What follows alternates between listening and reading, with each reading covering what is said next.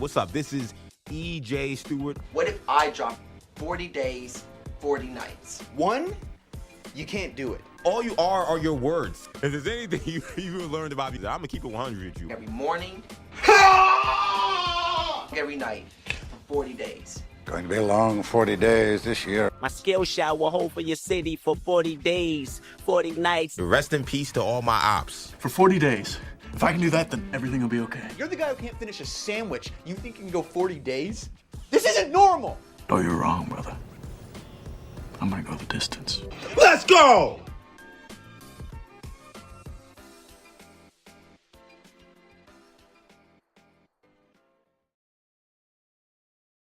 Hey, what's up? This is EJ Stewart. You are watching 40 Days, 40 Nights with your boy EJ Stewart, where twice a day we do 2 live shows. One at 8 a.m., one at 6 p.m., and now we are on day number 20, which means we are officially at the halfway mark of this journey where I do 2 shows a day, talking sports, talking pop culture, and we got a fun show for you today. Wrapping up Super Bowl week. Funny enough, as we talked about yesterday with Carlos and Bart, like it kind of hasn't felt like a Super Bowl week. In many ways, it feels like the NBA and other stuff has kind of overshadowed Super Bowl week in many ways. I also think because these are 2 not new teams to this situation, because we've seen the Seahawks in the Super Bowl, we've seen the Patriots a ton in the Super Bowl, but because like this version of the Seahawks and the Patriots, this is obviously their first foray in it. I think in some ways like long-lasting lore or long-lasting storylines to grapple onto, we haven't quite had that just yet. So I think because of that, it's kind of allowed the Super Bowl this week to kind of be overshadowed by other things. But we're going to talk plenty of football. We're going to talk plenty of the situation going on with the Super Bowl taking place in Santa Clara between the Seahawks and the Patriots. I'll give you guys my matchup breakdowns in terms of who I feel like has the advantage in certain aspects. And I will also give you my official preview and prediction for this game. So excited about that. We'll talk Super Bowl. We'll also be having, again, some discussion about the NFL awards that happened last night. You had the NFL honors. Matthew Stafford named NFL MVP and confirming that he will indeed return as, assumingly, Rams quarterback. I don't think that they'll be going another quarterback. He will be playing football in 2026, so they thought about him retiring. That's not going to happen, and he is now the NFL MVP. We talk about what that means for his career and what it means for the Rams going into next year. Plus, we have our official Hall of Fame class set. Drew Brees, Luke Kuechly, Adam Vinatieri, Larry Fitzgerald, and Roger Craig are your members entering the Hall of Fame this later this summer. You do not have Bill Belichick, you do not have Robert Kraft, and you do not have Eli Manning, which is stuff that we learned and we knew about throughout the past several days because of all the reporting around it and all the controversy around it. So did they get the class right?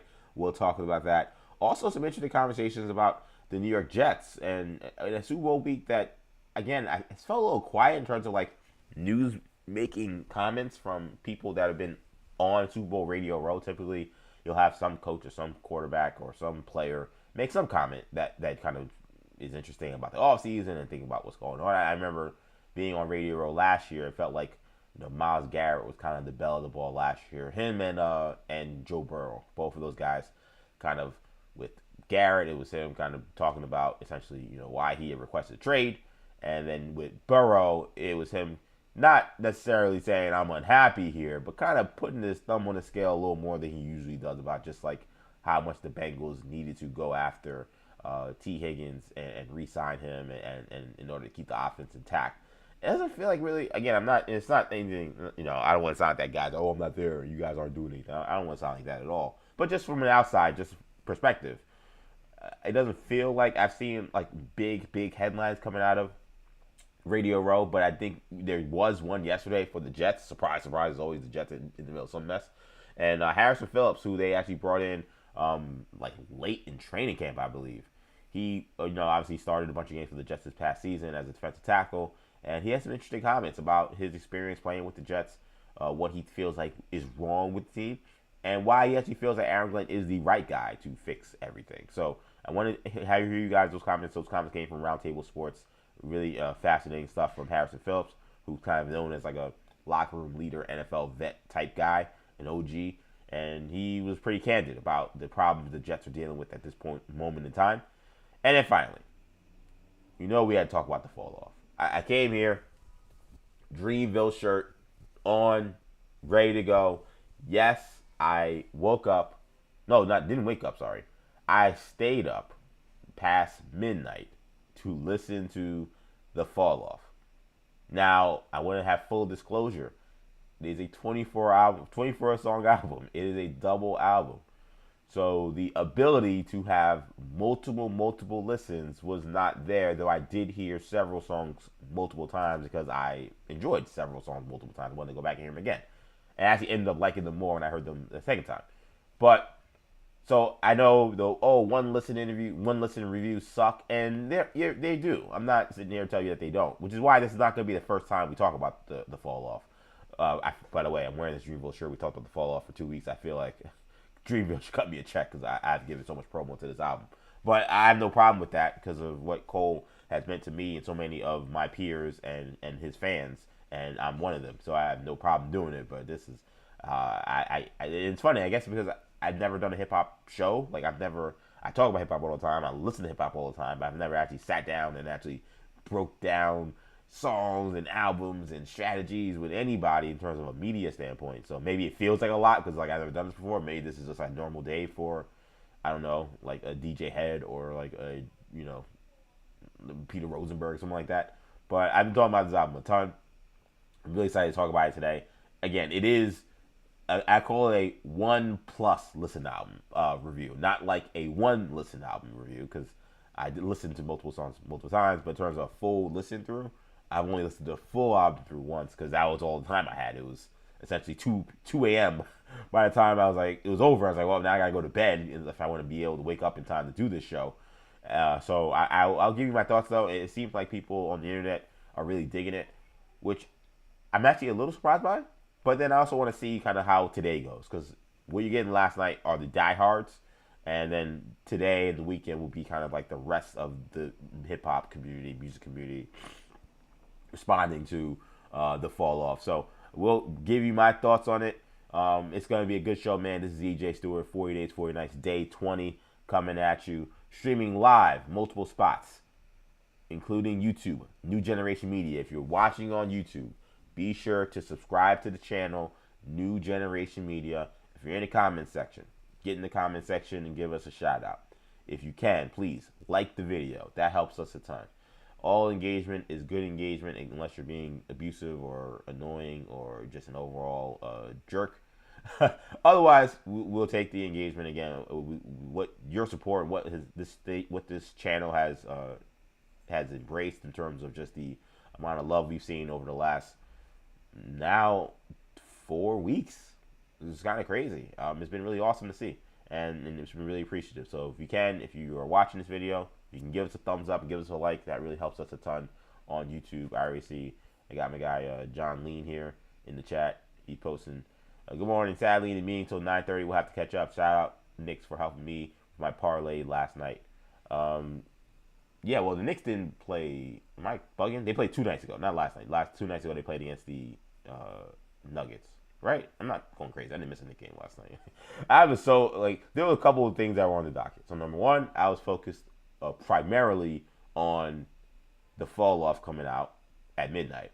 But prior to that, the other big thing I had was Traders. I told you guys this a bunch. This has become my new obsession. Last night was a huge episode of Traders. It's funny, Andrea, right before I left, we were talking about it this morning because that's again, besides sports, this is what encompasses my life, talking about Traders. And she said, "Oh, you gonna talk about it on the show?" I was like, I didn't like prepare anything. I didn't think I would. It's so hard to like jump in like mid-season of a show and then say, okay, I'm gonna talk about it now when I don't know if my people who are watching this stream or listening to this show have watched it yet, to kind of just jump in and be like, okay, here's what's happening right now, and let me just back you up to like 5 episodes ago. So I don't know if this is gonna be the one where I can really like appropriately like give real like hot takes like right in the middle of it. I will say I think last night's results of Traders was not surprising, considering I thought one of the traders moved in a way that made their eventual doom inevitable, and it made it very clear that they were going to be the next one on the chopping block. Very fascinating to see where the show goes from here, because it was definitely, like I said, a very prominent character, prominent figure in the show that was eliminated last night. I know that's kind of spoiler territory. Apology if you didn't watch Traitors yet. But I love Traitors, and there'll be time probably to talk about Traitors maybe towards the end of the season, and maybe get to like who's gonna win. I'll definitely probably do a topic on it then. Didn't have Traitors yet, but I was focused on Traitors, and I was focused on the fall off.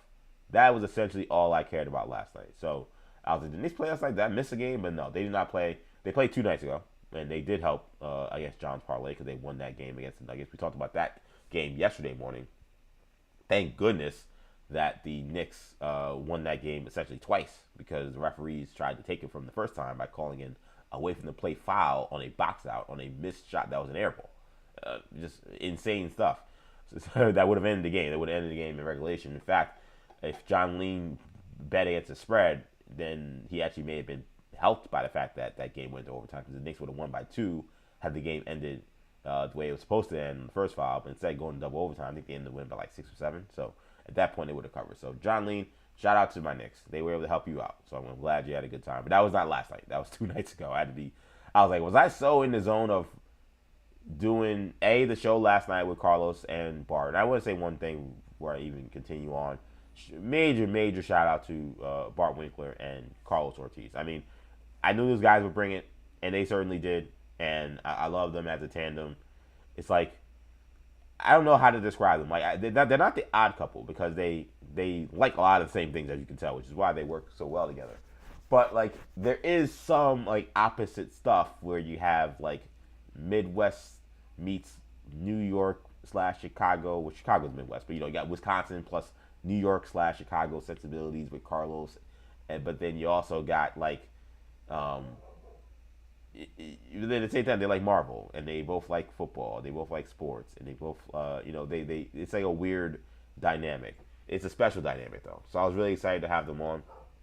They do phenomenal stuff, and it was great to chat about the Super Bowl, chat about the Packers, chat about the Bulls, which is Carlos' team, and of course Giannis was a big part of it. So if you missed that, it's the opposite. The podcast episode is not up yet, but it will be up later this morning. Probably right after the show, that podcast episode will be up. So, Night 19, which featured Bart Winkler and Carlos Ortiz from the Into the Winklerverse, was last night. And if you want to check it out, of course, it's still up on our YouTube page. My Twitter handle probably still has also that video if you go to my last live videos. And of course, again, it will be up on our podcast channel, which you can search by going to New Generation Podcast Network. And not there right now, but it will be up later this morning. So big shout out to those guys. But yeah, between getting ready for Carlos and Bart, and that interview going long, which is great because it was so good, I think people enjoyed it. I was like, I'm just going to keep these guys on. We had like over 250 views last night, which was awesome. So between that going down yesterday, and then Traitors, which was my next thing that I was excited about and the only thing I cared about, and then Traitors ended, and then it was like an hour to go, and I was like, I can go to sleep. I was like, oh, wait, no, the fall off is at midnight. I gotta see if I can listen to the fall off. So, and I got not a bone to pick, but I gotta figure out how to get some money back from Dreamville. This is the second time where I had some issues with the download of the album. Ended up having to look to it on streaming, which I didn't actually want to do. I wanted to support Cole in that way because it seems like he's definitely trying to get his fans to do kind of a direct-to-consumer thing. So I wanted to do, okay, I'm gonna do the pre-order. And, I did it about 10 minutes before, I think. And I expected the album to just be there at midnight, and it wasn't. So I had to look around, and Spotify had it. All right, I guess I'm going to listen to it this way because I can't listen to the album. So, no, I did not know if Knicks played that last night. I don't think the Knicks played last night, but they did not. But yeah, man, we're going to have a great show. This is going to be a lot of fun. Again, 40 Days, 40 Nights, streaming live on YouTube, New Generation Media. Streaming live on X, EJ_Stewart. And streaming live on Instagram. I believe I hit the Instagram button, right? I want to make sure I did that because that's always the last bit of this I always forget to do. We're streaming live. There you go. Action EJ. I see Jennifer is in the chat. Not in the chat, but she had joined me for a little bit there. So shout out to Jennifer. Shout out to anybody on IG Live that's rocking with me this morning. Let's get the ball rolling, man. Let's get this started. I want to begin talking about obviously the game that everyone's been thinking about for now 2 weeks. We are finally here. The weekend is here, and we can finally talk about the Super Bowl. So you got Super Bowl 60. You have the New England Patriots, the AFC champs, They got here as a number 2 seed. They finished with a extremely gaudy record of, I believe, 14-3, I believe, this year. They got here as a number 2 seed. First game, they beat the Chargers. Then they go on to beat at home the Texans, and then they go on the road playing in a snowstorm in the second half, and they beat the Denver Broncos, who were playing with a backup quarterback. They now face the Seattle Seahawks, the number 1 seed in the Eastern Conference, in the NFC. Also a gaudy record of 14-3. They got here after pummeling the San Francisco 49ers in the divisional round, that they got a bye week. And then they, of course, beat the Rams 2 weeks ago in a showdown of NFC West rivals in a high-scoring game. And now we get this matchup with Pats and Seahawks. Before I get to an official prediction, which I've not been shy about what I think is going to happen in this game, I do want to do a quick breakdown. Let's look at the matchups for this game and see where the advantages lie for either team. So when we talk about watching this Seahawks offense against this Patriots defense, I kind of feel, I don't feel like this is necessarily where the game is going to hinge, because I expect the Patriot defense to at least show up. Like, I don't think that, like, I thought Bard had a kind of a good, like, feel for the game yesterday. I don't like his pick, but I like the feel of, like, I think this might be kind of slow starting. Again, these are two teams with not many players that have been in this kind of atmosphere. I don't know if either of these teams, I guess besides Cooper Kupp, I'm trying to think off the top of my head, I don't know if either of these teams have guys that have played in Super Bowls, at least not on a major level, or guys that have had a big role in the Super Bowl. These are two relatively young teams. I don't think so. So I think the glamour, the glitz, the lights being too bright, I think that may affect kind of everybody on the field to start this game, which I think is going to be an advantage for the Patriots, because I think what they don't want is a track meet to start immediately. I think that's where they're going to be in a lot of trouble. So I think the Patriots defense, because typically when the lights are too bright and you're trying to adjust to the big moment of the Super Bowl, I think that usually hurts the offense more than the defense. I think defense, you're able to kind of play off instinct. In defense, you're able to just go and hit people. I know it's a lot more complicated, obviously, but I think offense takes so much precision execution that if you're not on your P's and Q's, you are distracted by the lights and the cameras and the Super Bowl glitz and glamour, then if you're off by a little bit, I think you're going to have a tough time. So I actually expect the Patriots defense to play pretty well to start this game. I think the strategy is going to be, it's kind of what we heard Mike Vrabel say, and I kind of agree. I think they're going to really have to win first down. I know he said first and second down, but I think first down is going to be crucial. If the Patriots are going to win this game, they're going to have to take away something. I think what I've seen from the last 2 weeks watching the Seahawks play and really watching them in the second half of the season, in terms of when the offense is really popped, towards the end of the year and then the start of the playoffs, is I don't think that the Rams or the 49ers took away anything. It felt like if the Seahawks wanted to run, they were able to run. They wanted to get deep shots down the field, they started finally hitting those. If they wanted to hit you underneath, they would hit those. Like, you got to be able to take away something from this team. I would expect that Mike Vrabel and this defense will say that we're going to take away your run. I think they're going to come to me and say, you're not going to have Kenneth Walker. We got to take him out of this game. Mike Vrabel, while he's never coached under Bill Belichick, obviously played for Bill Belichick, and I do think that one of the things that I think Bill is smart about when it comes to talking about defensive football, and why I don't see other teams do this more, is he treats it like an NBA game or like a basketball game, where he says you have to take away the other team's best player. If you lose because someone beats you with their second or third guy, then so be it. But you have to take away the stars on the team, and you got to make them one-dimensional. And typically, you don't want the dimension to be going to their top guy. Now, obviously, Jackson Smith and Jigba is probably the most explosive and dominant player on their team. But I think a lot of what makes Jackson Smith and Jigba and that offense so potent is that they can run the ball so effectively. So I think the Patriots are going to say, listen, we have great corners. We have a great secondary. I know it's JSN. It's not like we're going to shut him down. But I think we'll have our wins in coverage. We cannot allow them to just run the ball down our throats. If they run the ball and then we have to put in bigger bodies or we have to commit more guys to the run, the game is over. They have no chance to win if they can't stop the run. So I would expect the Patriots to load the box, to try to limit those big 5, 6, 7 yard runs on first down and hopefully get the Seahawks in predictable situations. You don't want to be a situation where play action fakes become viable on short yardage, second and third downs. So I'm really looking to see, can the Patriots establish themselves on the defensive side by stopping the run initially.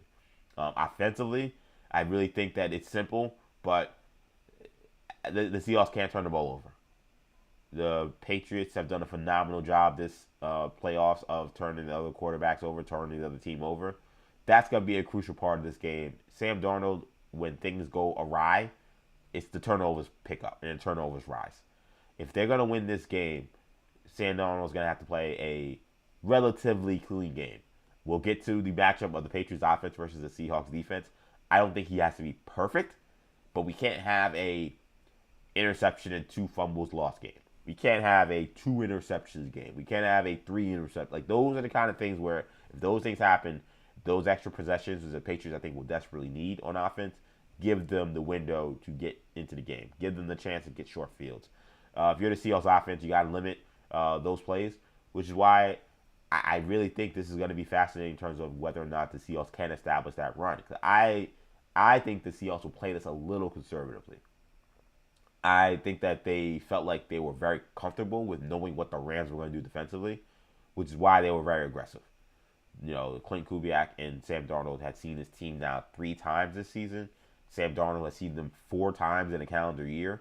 So I think they were like, we know what they're doing.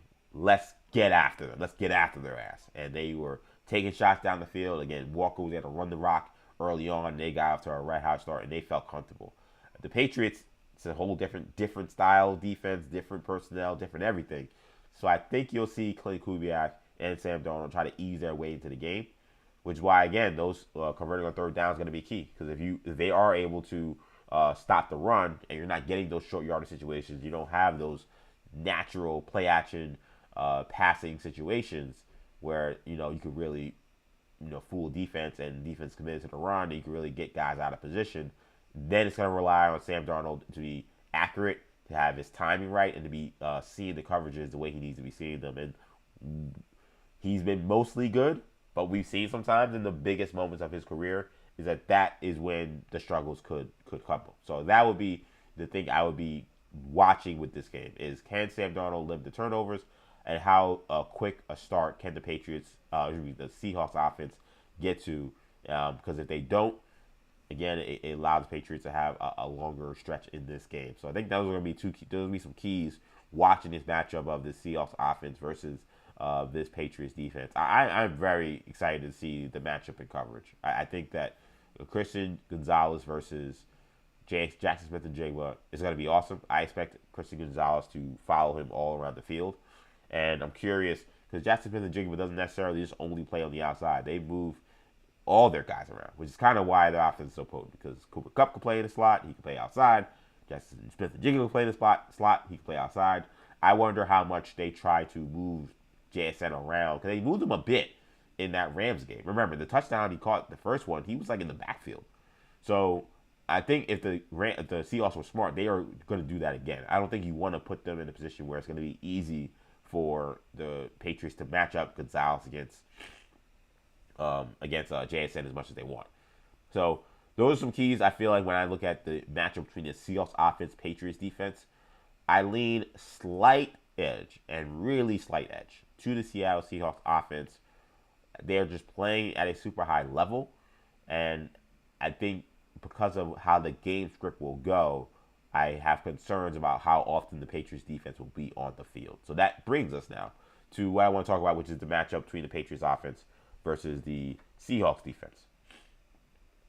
I mentioned earlier in the week when I did my X Factors, can the Seahawks get regular pressure on Drake May is going to be a crucial part of this game to me. I think Drake May is going to have to be a runner in this game for the Seahawks to win.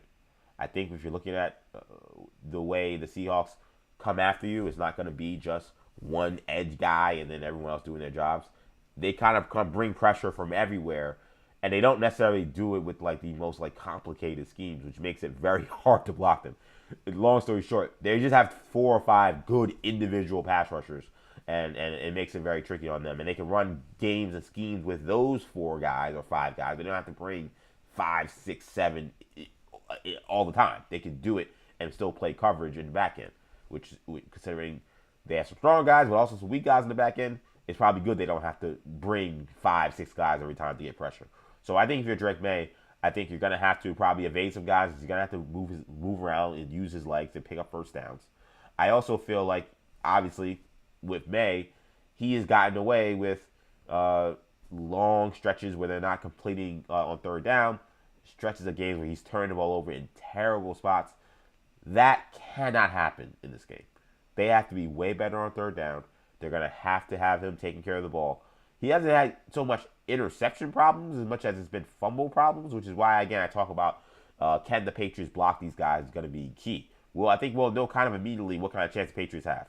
If they show up to this game and Drake May's under siege immediately, the game's over. If you bet the Patriots, sorry, bad luck for you. I don't think this is going to work out for you. But if they can find a way to protect these guys, Will Campbell and Morgan Moses, those guys have been to start these playoffs. And they've been good this season, and they're kind of opposite. Campbell, a rookie, and then Moses is like as old as Moses.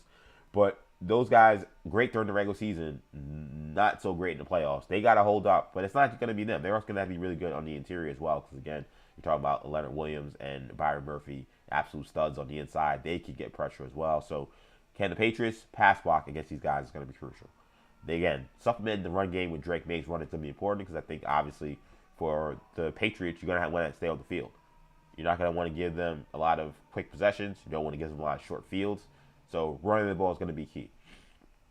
I expect this to be a primarily Ramondre Stevenson game, because Ramondre Stevenson has been the guy for them during this postseason.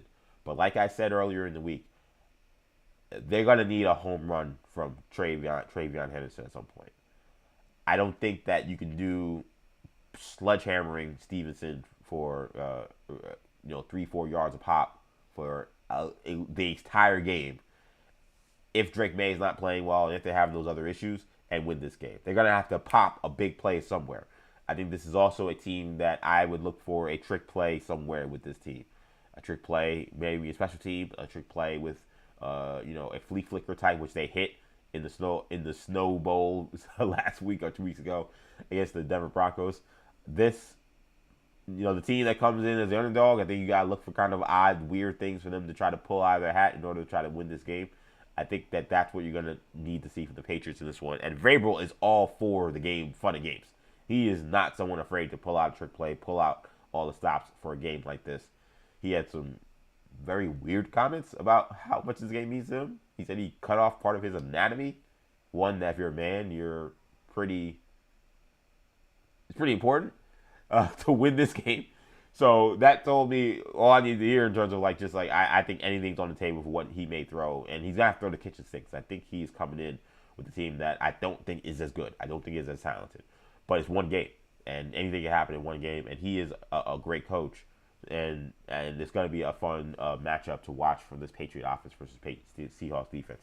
For the Seahawks, I think limiting the big plays is going to be key, man. Do I think that the Patriots can line up and put together 3 or 4, 12, 11 play drives against them? I don't see that. They'll have a couple because they're a good team. But do I think that that's going to be something we can be consistent with a second-year quarterback playing his first Super Bowl? I wouldn't expect that. But what you can't have is Kayshon Boutte getting behind the defense. You can't have the Travion Henderson home runs I'm talking about. So that's going to be a huge key for them. I also feel like if I'm the Patriots, man, I'm going after Reek Woolen, and I'm going after him a lot with Kayshon Boutte. I expect that you'll see probably Stephon Diggs mostly being covered by Witherspoon, which means Boutte will have plenty of opportunities on Woolen, and Woolen is a true roll of the dice when that ball's up in the air. You don't know what's going to happen. He may have a flag. He may not be able to see it and let the guy go behind him. He may be talking to the bench, and the guy run past. I mean, literally anything could happen with him. If I'm the Patriots in terms of our passing attack, I'm going after him over and over and over again. And even if he's making some plays, one we know that he may get out of his head and then make a dumb play that hurts his team. But even if he's making some plays, I want to test him as often as I can to see if I can get him to make a mistake. Because again, he hasn't as talented as he sometimes is, he also isn't always his focus. So I would be attacking him. Again, the run game is going to be key. I think Stevenson's going to be a big part of it, but I think I want to see some Trayvon Henderson, and they gotta give him some chances. I know these are like do or die games, and you feel like every play matters. I totally understand that. I kind of feel like they gave up on him last week, and I feel like in other games in the playoffs they've kind of given up on what he can bring. You may have to give him 10, 11 touches before he actually finally breaks one. Like, that's just the reality. Maybe also getting them in the passing game would be important too. Like, it doesn't necessarily have to be handing him the ball. Maybe it's a screenplay. Maybe it's a reverse. Maybe there's different things. But I think that when I look at the Patriots and what I don't feel like is an offense that's going to consistently sustain drives, I have to look at the guys and say, okay, who are the guys that can just hit 60 yards or hit 50 yards to just get them in a space. The Seahawks don't give up a lot of big plays, so you're going to need somebody special to kind of do that. He has the kind of speed and big play ability to do that. So it's a matchup where I feel like the Patriots are, on paper, kind of, I don't want to say overmatched, but I think there's a considerable advantage to the Seahawks because of how easy they can bring pressure, which allows them to play coverage, and how good they are against the run. This is going to be a tough sledding kind of game for the Patriots, I believe. You have an outdoor game, so the weather should be fine from what I saw, though, of course, that could be famous last words because I said in Denver, the weather should be fine. And Sunday, it was a snowstorm 2 weeks ago. And I'm like, the weather thing on ESPN said 20 degrees, but partly cloudy skies. So I thought there was no issue. So United in the Dome for the Super Bowl. It's going to be outdoors, obviously playing at Levi Stadium. And so it's also not going to be like super warm. If you're in San Francisco, sometimes it's going to be like balmy. But I expect weather not to be an issue. I haven't heard anything about weather being an issue. Yeah, I see 67 degrees at Levi. That's pretty good, actually, for San Francisco this time of the year. 67 degrees in Santa Clara around that time of kickoff. So, and partly cloudy. Again, that's according to this. I'm reading it now. It's not me. So if it's wrong, apologies. I know I got it wrong a couple weeks ago. So weather won't be too much of a factor here.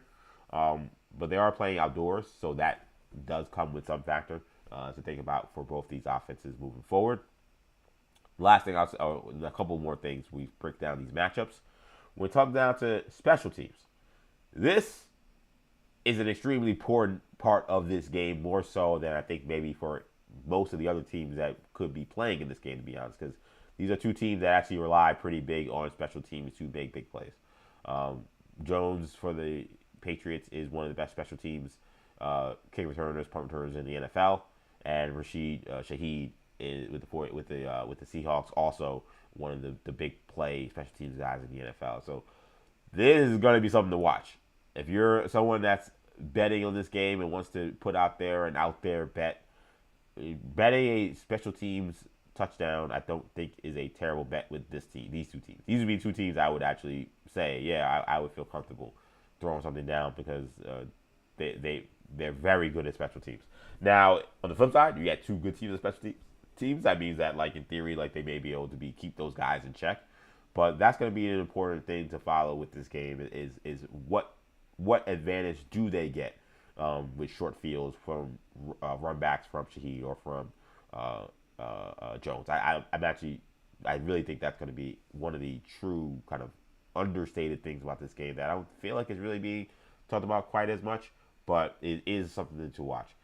The kicking game for this team are interesting. So Andy Borregales, who's the kicker for the Patriots, he's a former Miami Hurricane, so I've actually watched him kick a ton. He's been awesome this year, and I missed him as a Hurricane fan. Trust me, you saw.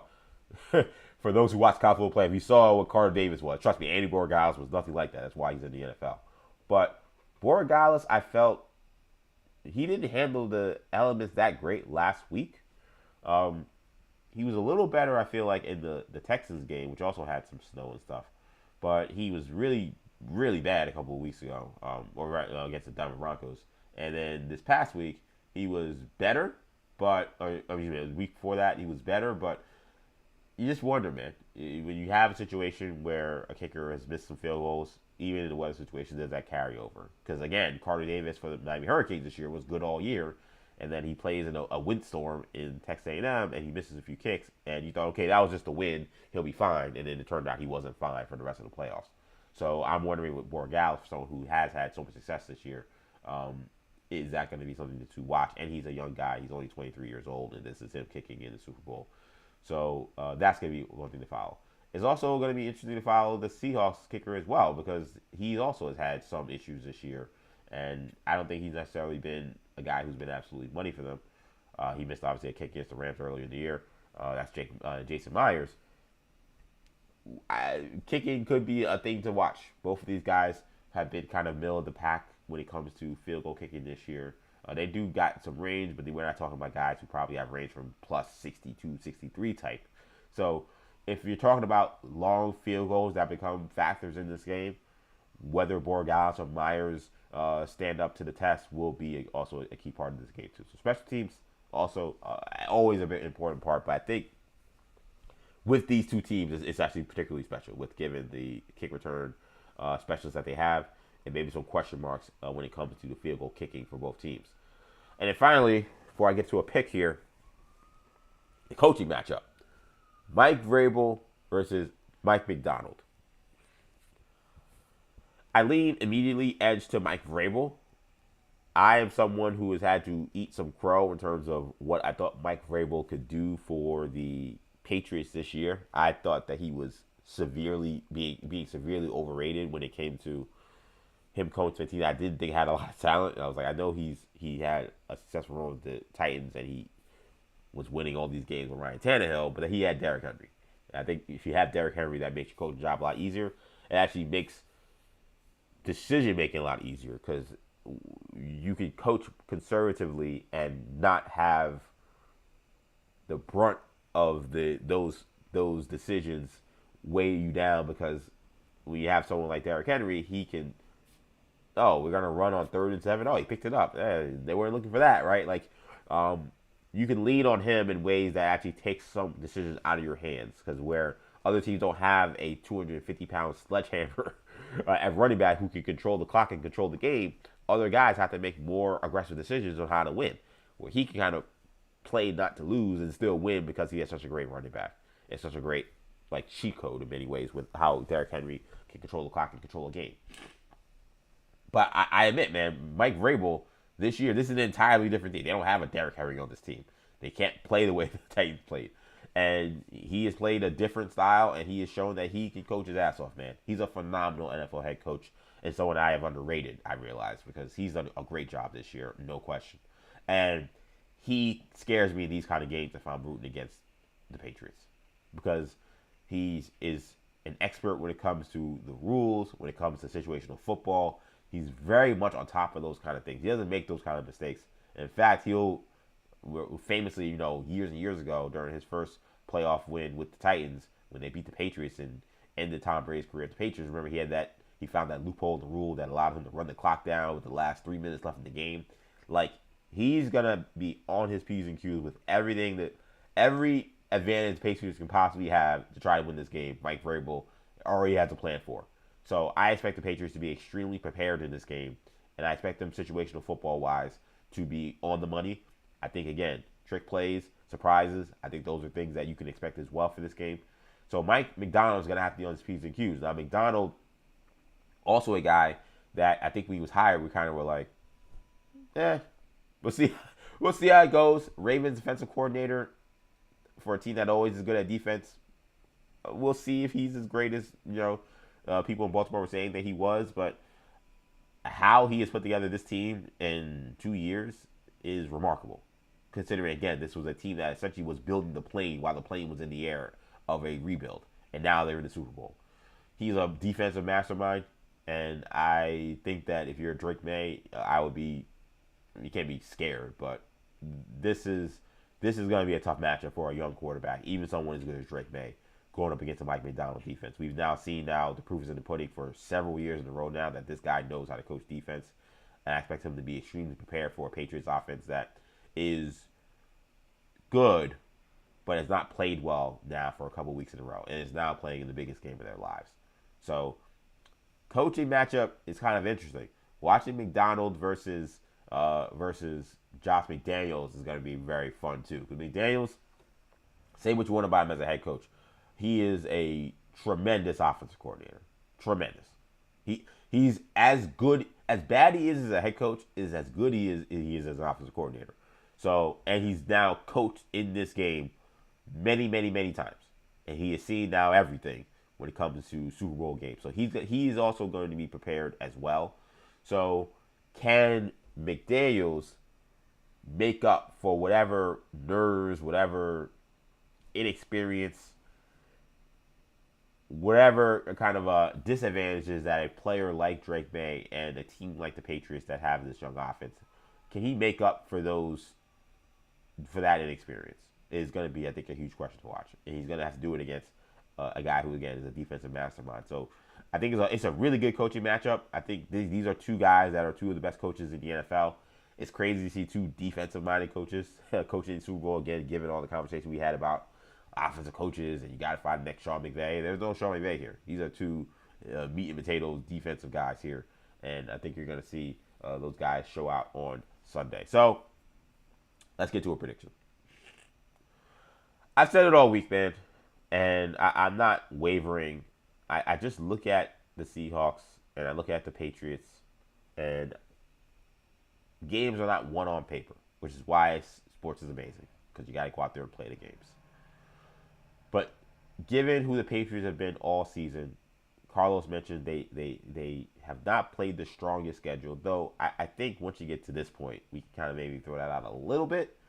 But they feasted on playing a lot of bad teams. And then they played a playoff run where they got to make a lot of mistakes and still win. The Seahawks were not given that luxury. The Seahawks play in a brutal division. The Seahawks play in the NFC, which is already just much harder than the AFC. And the Seahawks had two tough opponents in the playoffs, and they essentially definitely throttled the 49ers, even though I know the 49ers had some injuries. And they won. It was a close game. It was a one-score game, but they controlled the game against the Rams. The Seahawks, to me, are kind of clearly the better team. Does not mean they'll win on Sunday, but they're clearly the better team. I guess for me, I would feel a little better about the Patriots maybe if I had seen a little more from May, and I had seen him play a lot better during this postseason, and he wasn't so young. But I think typically how this works is you're a young guy, you get to this moment, especially kind of unexpectedly. Usually you take a lump and you lose this one, and maybe you hope you get back there at some point. That's just the feel I get. I think that the Patriots and their offense and can they consistently sustain drives? What I would expect would happen. I think maybe the Patriots come out, opening script is pretty good. Maybe they score a field goal, maybe they score a touchdown. And maybe early on, the defense is having their way a little bit with the Seahawks who are trying to get the feel for the game. Then I think you're going to see kind of a lull where this is going to end up being a low-scoring first half. Maybe you're talking about a 10-7, 9-7, 7-6 kind of first half. But I think what you'll see is kind of what we see. It's the opposite of what you see from Floyd Mayweather when he boxes, where Floyd Mayweather essentially he's downloading information for the first 3 rounds of what you're doing, and he may figure you out the first round, but as soon as he figures you out, you're not touching him the rest of the way. I think you'll see the Seahawks kind of downloading information offensively for maybe the first couple of drives. And it may be kind of fool's gold to think, oh, the Patriots are kind of having their way. It looks good. And then they also kind of feeling out the game, feeling out the Super Bowl and stuff. And I think once that happens, they'll be able to start running downhill. They'll start being able to hit those play actions. And once they get a lead, I think it's going to be very difficult for the Patriots to play from behind. I don't think that playing from behind is going to help them at all. I think getting ahead is going to be a key early, and I actually predict that they might get ahead early. But the inability to consistently sustain drives in this game, I think, is going to be a problem. I think Drake May turns the ball over at least once on a fumble or something, because he's just not being careful with the ball here. And this is the biggest game in the world, so I expect there's going to be some game slippage. So I'm going Seahawks. I've said I thought it was going to be convincing, and I do think it's going to be convincing. I'm going to go Seahawks. I'm going to give a final score of 34-20. It's a 2-touchdown game. I think it's going to be they're going to be living in that 2-touchdown range, I think, beyond the first quarter for much of the game. Again, maybe first quarter, maybe half is kind of close. I think for the second half, they'll get ahead. I think what's going to happen, Patriots start off ahead. Seahawks creep ahead going into half. they come out, they score again. Now they're playing with two scorers, and I think it's going to be essentially a two-score game the rest of the way. That's kind of how I see it. I'm giving the Super Bowl MVP to. I'm gonna give it to Sam Darnold. I think they like giving it to quarterbacks because, well, as the saying goes, and now I have the drop finally, so I can play it if I can find it. I had it somewhere. Here you go. Everybody knows the quarterback. Everybody knows the quarterback. So I think Sam Darnold, if they're scoring 34 points in a game, that means he probably, whatever early struggles I think he may have, I think he turns around. He has a pretty good game. I think Jackson Smith-Njigba is a really good bet in this game too. I actually think this is a game where non-quarterbacks are pretty good bets. Jackson Smith-Njigba, I think, is a good bet. I think Cooper Kupp is actually a pretty sneaky good bet, especially if he gets the ball out in the red zone.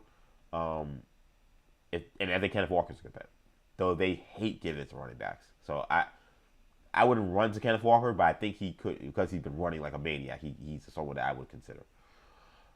And on the Patriots side, I think that Stephon Diggs and Booty are both pretty good bets to have, and I think Henderson maybe not so much, but maybe Ramondre Stevenson if he really does like carry the ball 20 times, which could happen.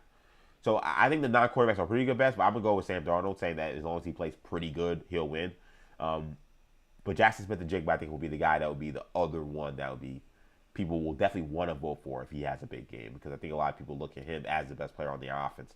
Most of the time, we have a team with that kind of offense. Even if you have great receivers, they always point to the quarterback as the best player because, like I said, Everybody knows the quarterback. I think this is a different thing, where it's Sam Darnold, who kind of was a bust, and Jackson Smith-Njigba has become like such a meteoric rise of a star in the league. He's Offensive Player of the Year, which we'll talk about in a little bit. I can see them going that way. But I'm going Seahawks. I'm going 34-20. They win the Super Bowl. I want to know what you guys think. Get in the comments, man. I want to hear your thoughts. Who do you got winning the Super Bowl? We got Bob Custer in the chat saying the South Point Hotel Casino in Las Vegas now has the Patriots as $5.1. I believe everyone else still has the Patriots as 4.5. That the total is 45.5. Yeah, I'm going way over that. I'm going way over that 45.5. I don't think a game with the Seahawks. I don't think you're keeping them in. Definitely not keeping them below 20, and I don't think you're keeping them really below 25. I think to beat the Seahawks, you got to score at least 30 points. I do. So if you don't think so, if they're scoring 30 points, then I think they're crushing that 45.5. I would pound that if it was me. And they're moving up to 5.5. Yeah, I think people realize the Patriots. Like if you watch the film of those games, they were not that impressive, man. Like their most impressive drive happened in the snow last week or 2 weeks ago. Like and again, credit to Bay. He hit some really big throws towards the end of that Texas game to kind of finally put the Texans away. But it took 3 quarters to put a team that had a quarterback who threw 4 first-half interceptions away. And then the game against the Chargers, again, he was 3 quarters where a team that can't block is still in the game. So I think people are looking at 4.5 being like, man, the Patriots, they have a 14-3 record. I know they have, the gaudy numbers, but if you just watch them, they don't look like a Super Bowl team from an eyeball situation. Again, game isn't decided by what my eyeballs say. The last thing I hate is eye tests when it comes to certain things. I talked about that with the Miami Hurricane Notre Dame debate for the college football playoff. But if I'm trying to pick this game, just this game, I've seen a Seahawks team that looks like, Ivan Drago. Like they're just destroying people right now. And the Patriots, they don't look like Rocky. I don't know what they look like. Again, they kind of piece this thing with what's it called? Smoke and mirrors to get ahead. We got Rob DeRay also in the chat saying, public money, everyone you think is stupid is hammering Seahawks 4.5. Usually that means smart money's on the Patriots. Yeah, and that's what usually how this goes.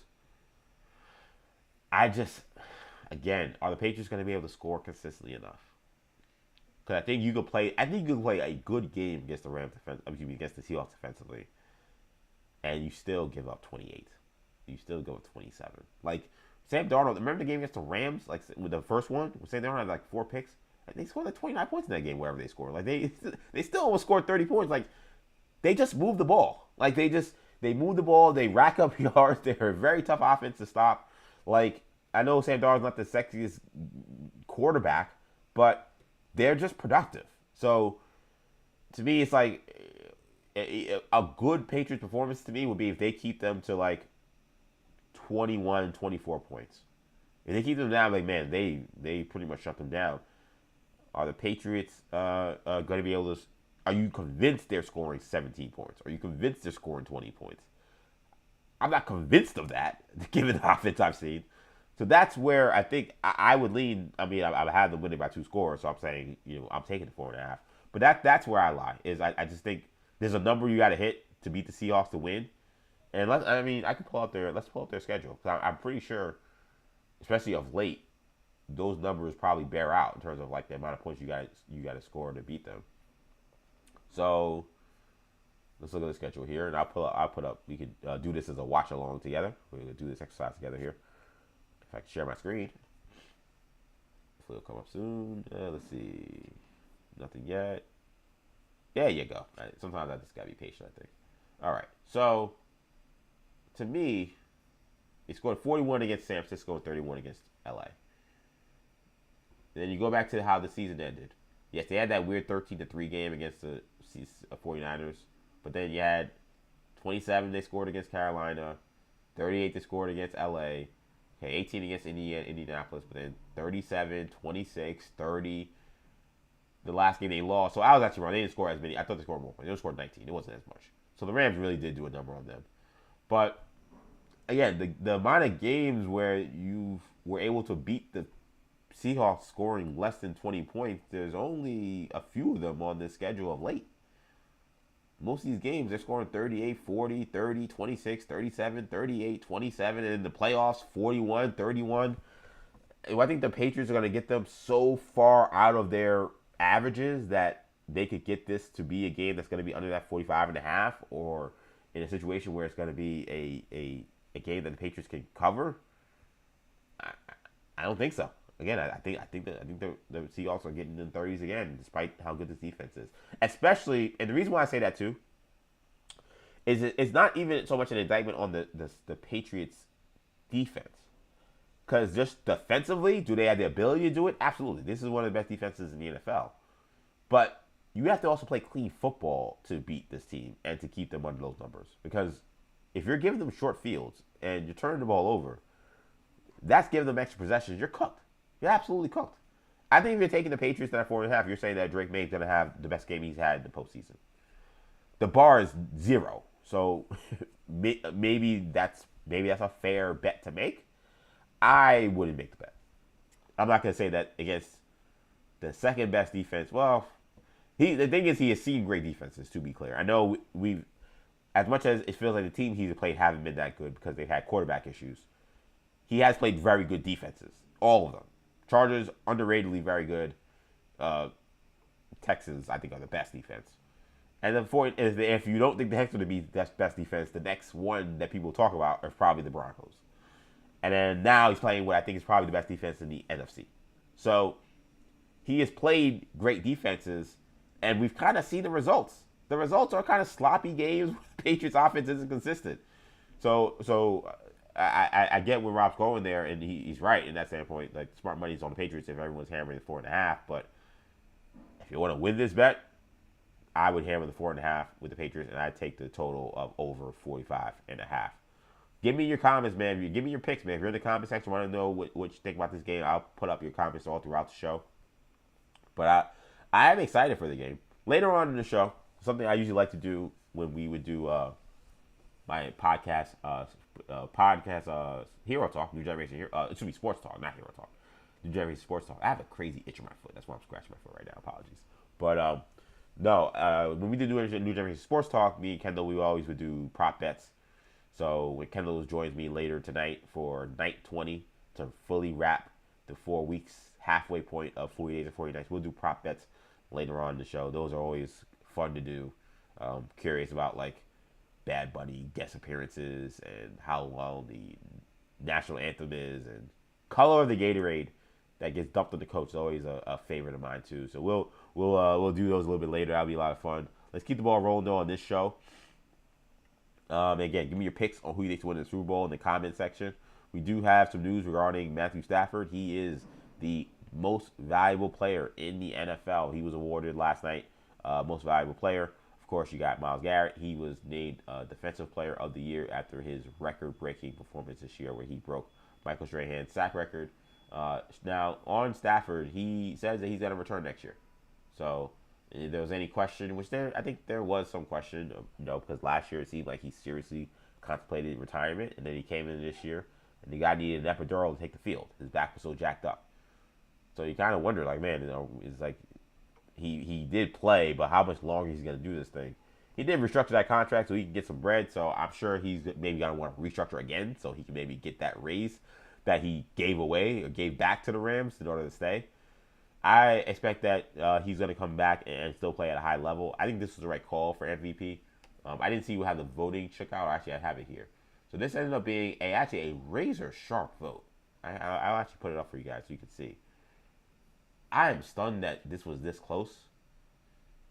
The top 5 voter, you can see. I'm actually gonna move my face on the screen so you can see more clearly. But you can see it over here on the right hand side of my screen, which is it should be your right hand side as well.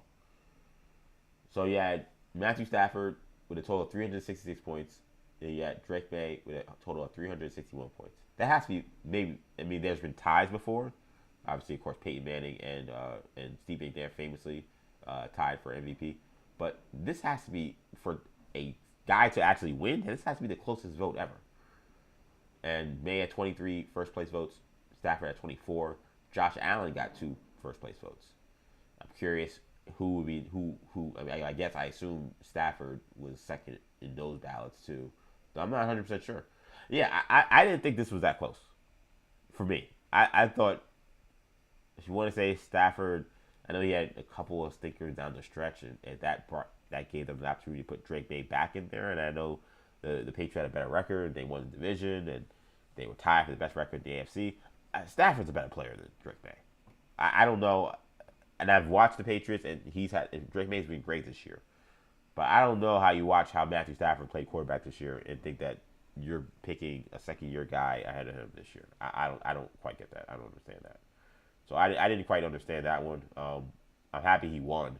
Surprised that it was that close. I've kind of become a late life Matthew Stafford stan because the guy is freaking awesome. But yeah, that's a razor sharp vote there.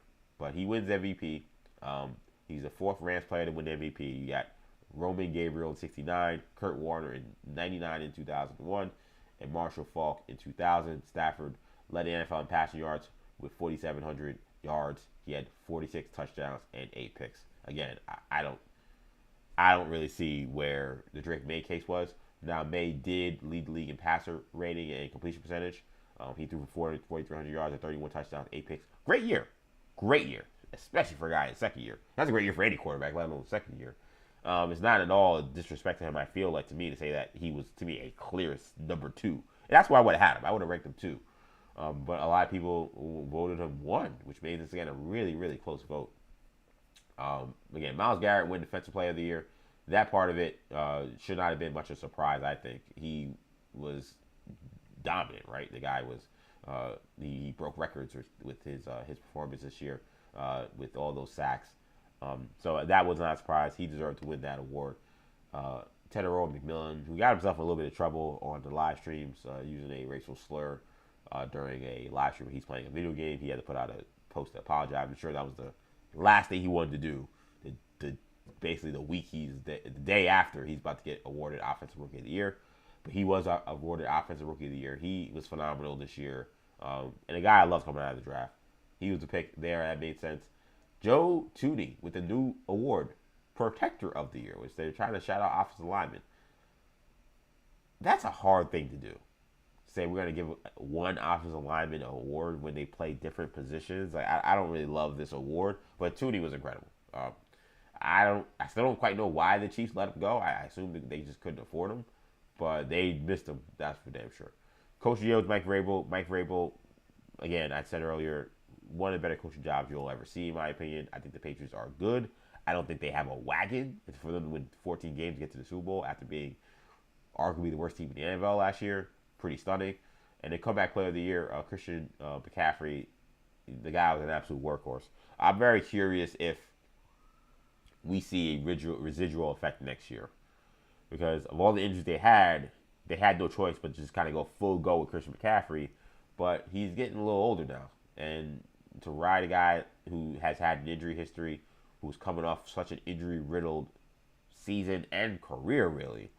He had 311 carries this year for a guy who's not the biggest guy. He's 5'11", 210, 311 carries. That's just the carries.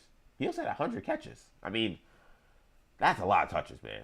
And for a team that was good, but we knew wasn't going to win a championship, I wonder if they actually look back on that and say, we probably went too far with the Christian McCaffrey stuff. They need to find another running back or somebody to throw the ball to.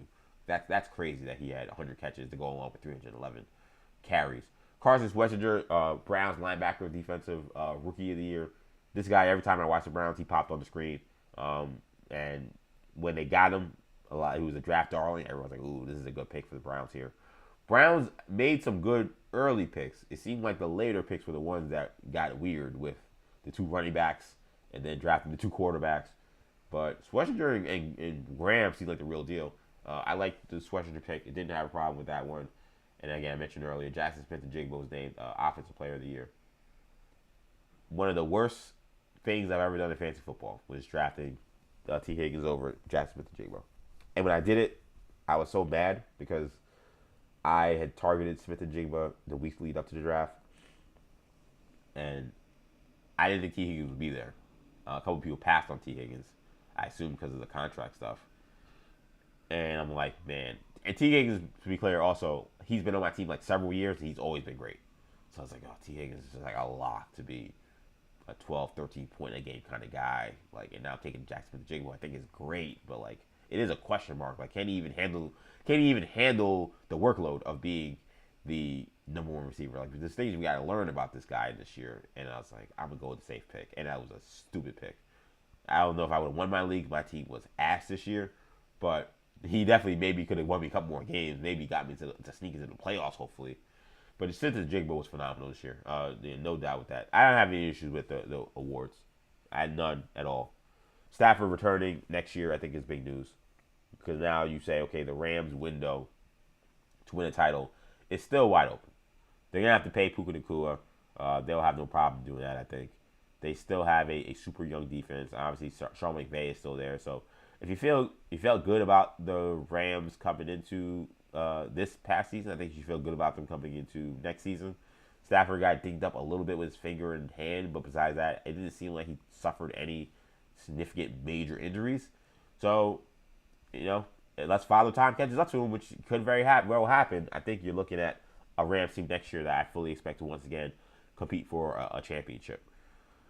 Also last night, we had the Hall of Fame being announced, which also was a really cool deal. And I want to give you guys the names that they announced for this Hall of Fame this year. So you're going to have Drew Brees, Larry Fitzgerald, Luke Kuechly, Adam Vinatieri, and Roger Craig.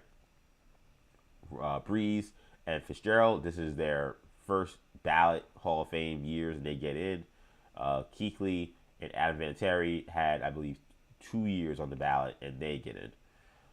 Brees and Fitzgerald are locks.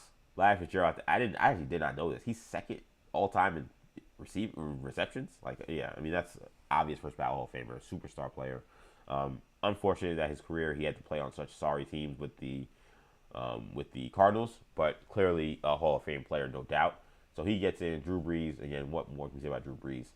A guy who early in his career actually looked like he was trending towards bust. People kind of forget. The first year or two in San Diego, he was a kind of a highly coveted second round pick. He was small, but he was super productive at Purdue. And the Chargers had, of course, they just drafted LaDainian Tomlinson, so there was actually some hope that the Chargers may be able to do something. His first year in San Diego didn't play much. Second year he played, but it was like Third year was kind of terrible. He was 11 touchdowns, 15 picks, which then, of course, led to them winning the draft to Phillip Rivers, right? And then he turns into a star, and then he figures it out. And I think Drew Brees is a testament to, like, you can't just throw quarterbacks in the garbage immediately. No, obviously Sam Darnold, who's going to play the Super Bowl, he's a big testament to that. You throw a quarterback in the garbage immediately, you think that his career is just completely over. Sometimes it just takes years and years and years to figure out. Also getting the right pieces around him. The big thing that happened in 03 for Drew Brees was they got Antonio Gates and gave him a safety blanket for a team that didn't have a lot of receivers. And, of course, LaDainian Tomlinson continued to come into his own as being one of the best players in the NFL. What was so impressive about Drew Brees was that he was able to take that success he had in San Diego, suffer that shoulder injury in the last game of the season in that last year he had in San Diego, rehab, go to another team, go to a New Orleans Saints team that was obviously downtrodden because of what happened with Hurricane Katrina, and some pretty bad years. He hooks up with Sean Payton and is off to the races when it came to that offense. He became a guy who was a good quarterback and then became an MVP caliber superstar quarterback for the rest of his career. So Drew Brees, a phenomenal career, absolutely deserving of the Hall of Fame. Again, Larry Fitzgerald, sucks that he didn't get to play in more meaningful games, but the fact that we did get to see him in a Super Bowl and he showed out and balled out, like he should have a Super Bowl ring if it wasn't for Ben Roethlisberger and Santonio Holmes with one of the moments of Super Bowl history with that catch in the corner. Otherwise, Larry Fitzgerald is a Super Bowl hero. Him catching the ball, running up the field untouched, looking at the Jumbotron scene that he's about to score, what he thinks is going to be the game-winning touchdown in the Super Bowl. What's interesting about that touchdown is I wonder, I had to see what the score of that game was, but I wonder if today's football, how we know the game now, should he have not run in the end zone? I don't know. I hope this doesn't sound like a dumb question. It may sound like a dumb question, especially if the situation suggested that he needed to score there. But he scored so late in that game. I don't remember how many timeouts the what's the name had, the Steelers had. So he scored with 2 minutes and 37 seconds left. That's probably a little too much time to sit and knee at the 1 yard line. But I kind of wonder, today, we said, oh man, if he didn't run in that end zone, they were only up 3, so you were guaranteed at least a field goal. He's running untouched. Again, do you take a knee there to see if you can then punch it in on the next 2 plays and take off a little bit more time? Again, I don't think anyone's doing that there, but it's just something that we now think about because football is so different now. Back then, nobody would have thought, hey, should he have scored there?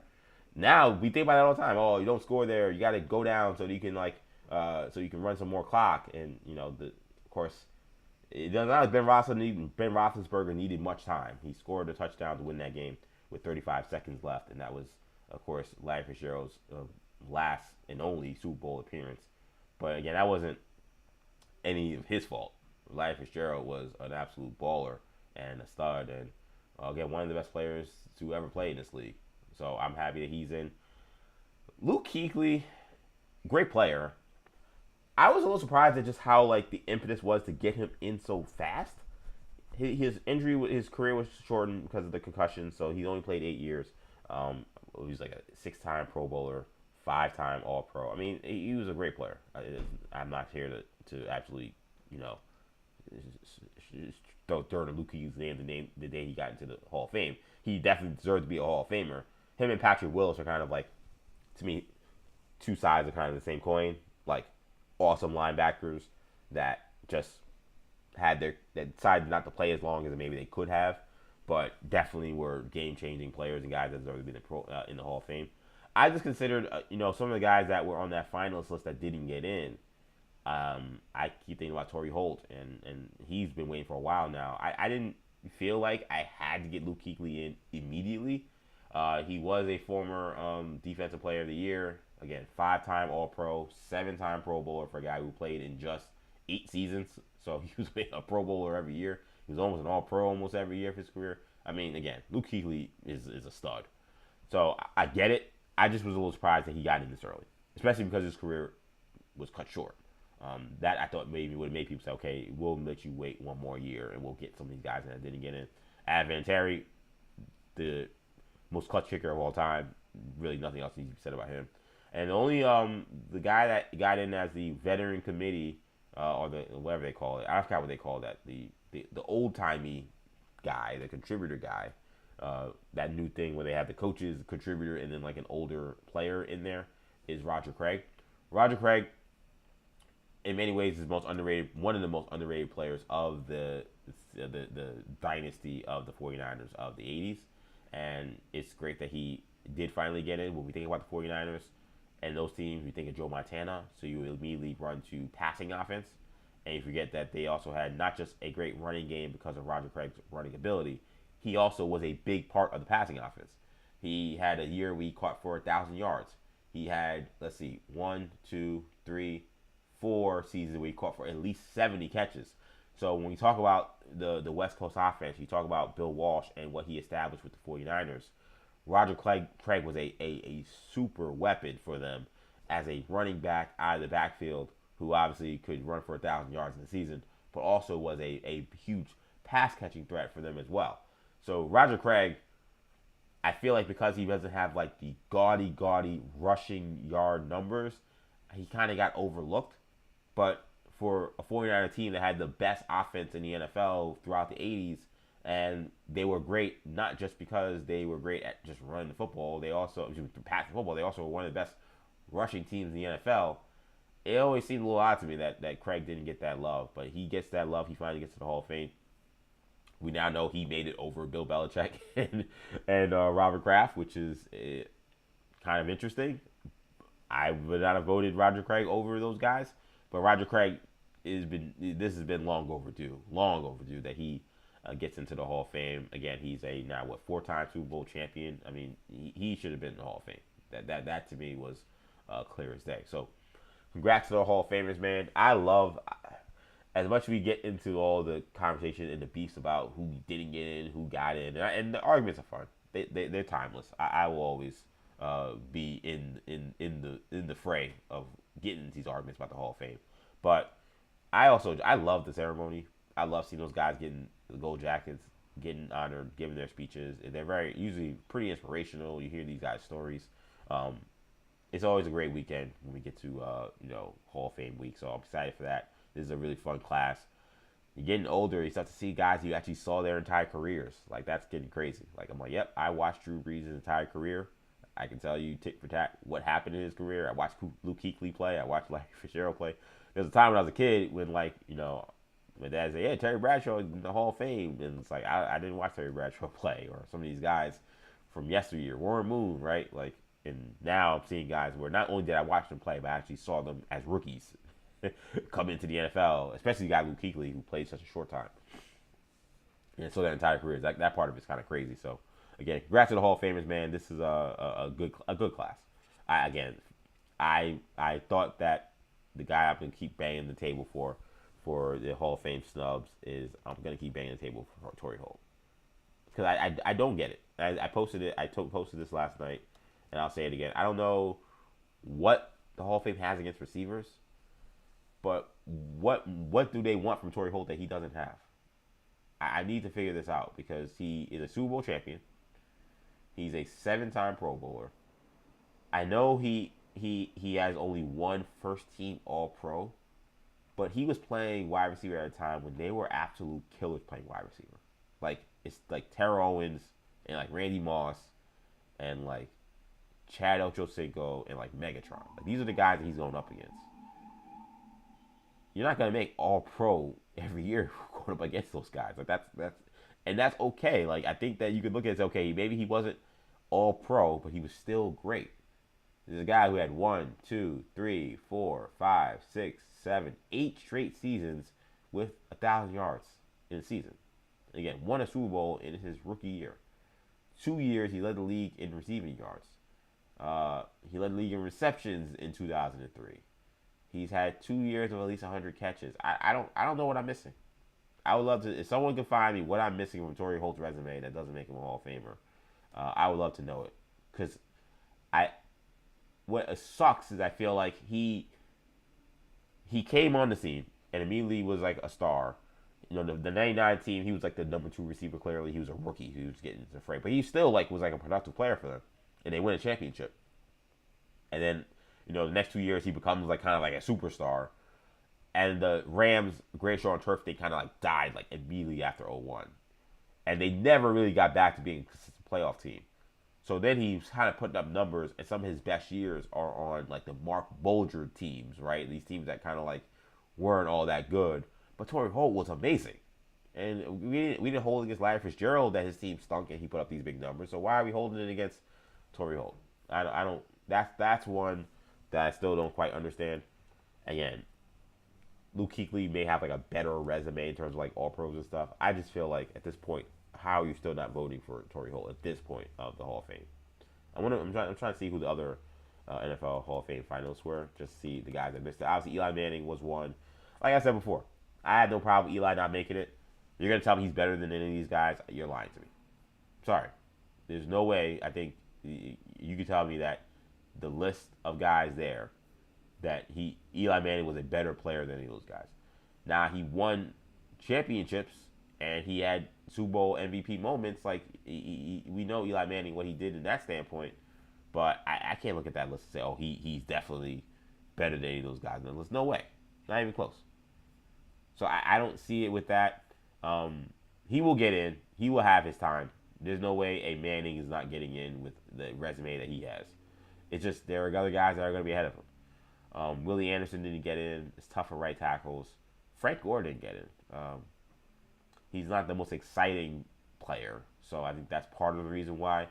But his career stats suggest that he probably should have been on this list. No Terrell Suggs. I'm okay with Terrell Suggs. Is a really good player, but I'm okay with Terrell Suggs not being on there quite yet. Reggie Wayne, another guy. Again, receivers, they just don't get respect. I don't know. Reggie Wayne seems like a clear Hall of Famer to me. Like, I guess if you were gonna vote for guys, I guess these are the guys I would say. Yeah, maybe Reggie Wayne isn't ahead of these guys if I was voting. And again, the voting rules are kind of weird, and I don't think anyone fully understands them unless the people, only the people who vote do. And I'm not even sure if they understand it, given some of the excuses we heard this week. But again, Reggie Wayne, 6-time Pro Bowler, again, 1-time All Pro. But I just feel like these. What's so weird is I feel like these receivers. I feel like there's a lot people they're holding a lot against some of these receivers. But then also the guys that they put in that feel like they held stuff against, because like they didn't immediately put in like T.O. Like there were a bunch of receivers that they didn't immediately put in because they don't love receivers. But Reggie Wayne won a championship. I'm looking at 1, 2, 3, 4, 5, 6, also 7 years of 1,000 yards in a row.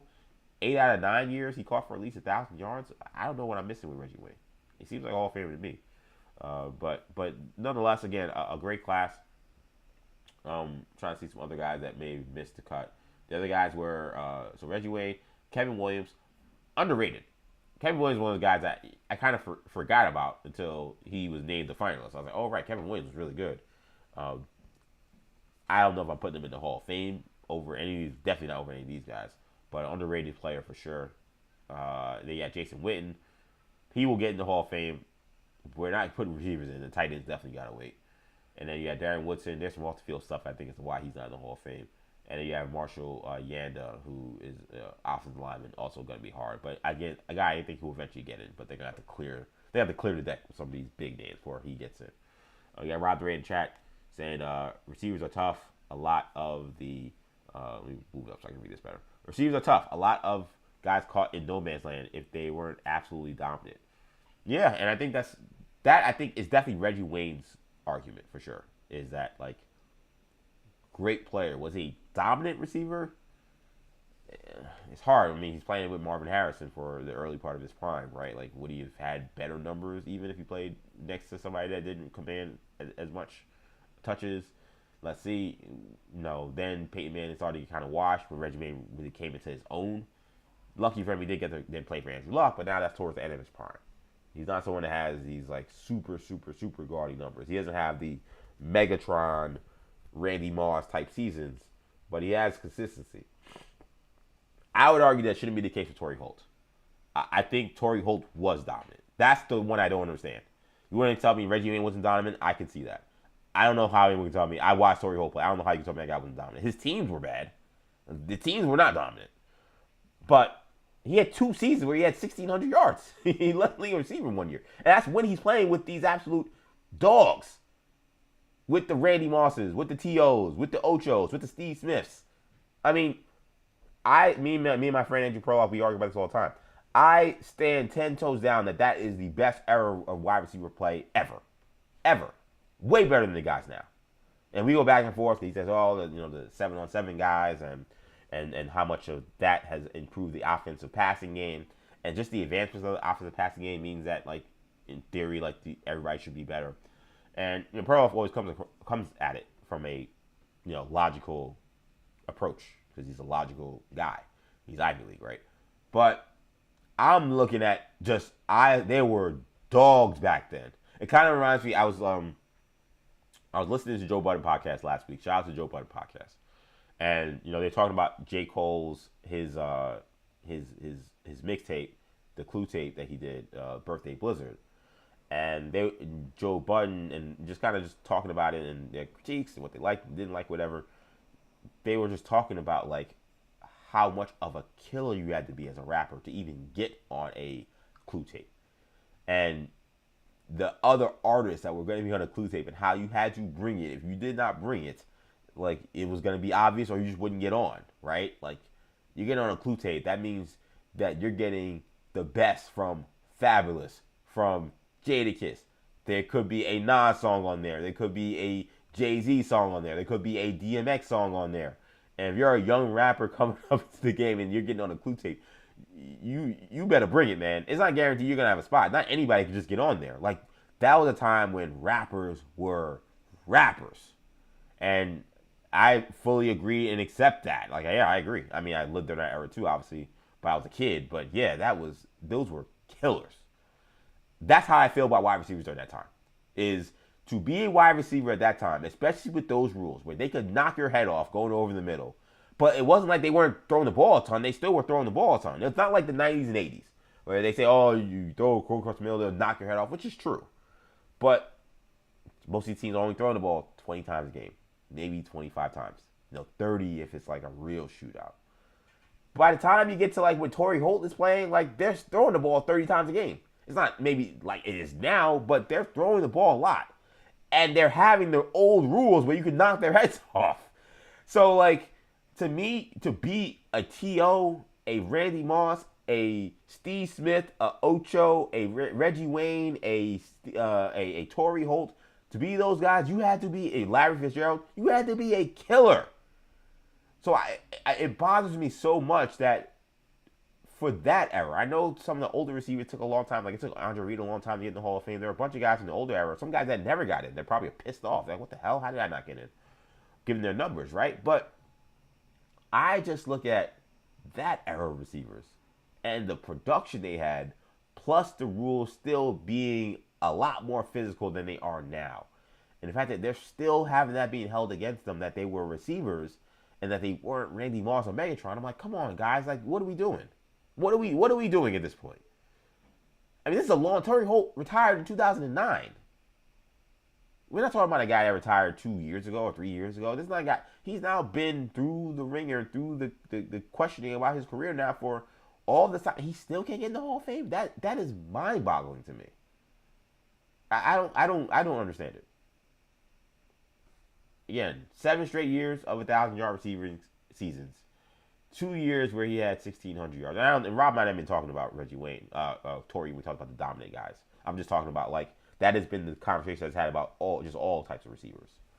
And I'm saying like Torrey Holt to me is not the guy you say wasn't dominant. 2 years of 1,600 yards. He's had, and there's a stretch there where I mentioned that 7 years in a row, but in 1, 2, 3, 4, 5, 6. Oh, sorry, I said 7. 8 years in a row of at least 1,000-yard receivers. But in the first 6 years of those 1,000-yard seasons where he had in a row, he caught for at least 1,300 yards. So it wasn't even like, oh, he was just scraping by to get to 1,000 yards.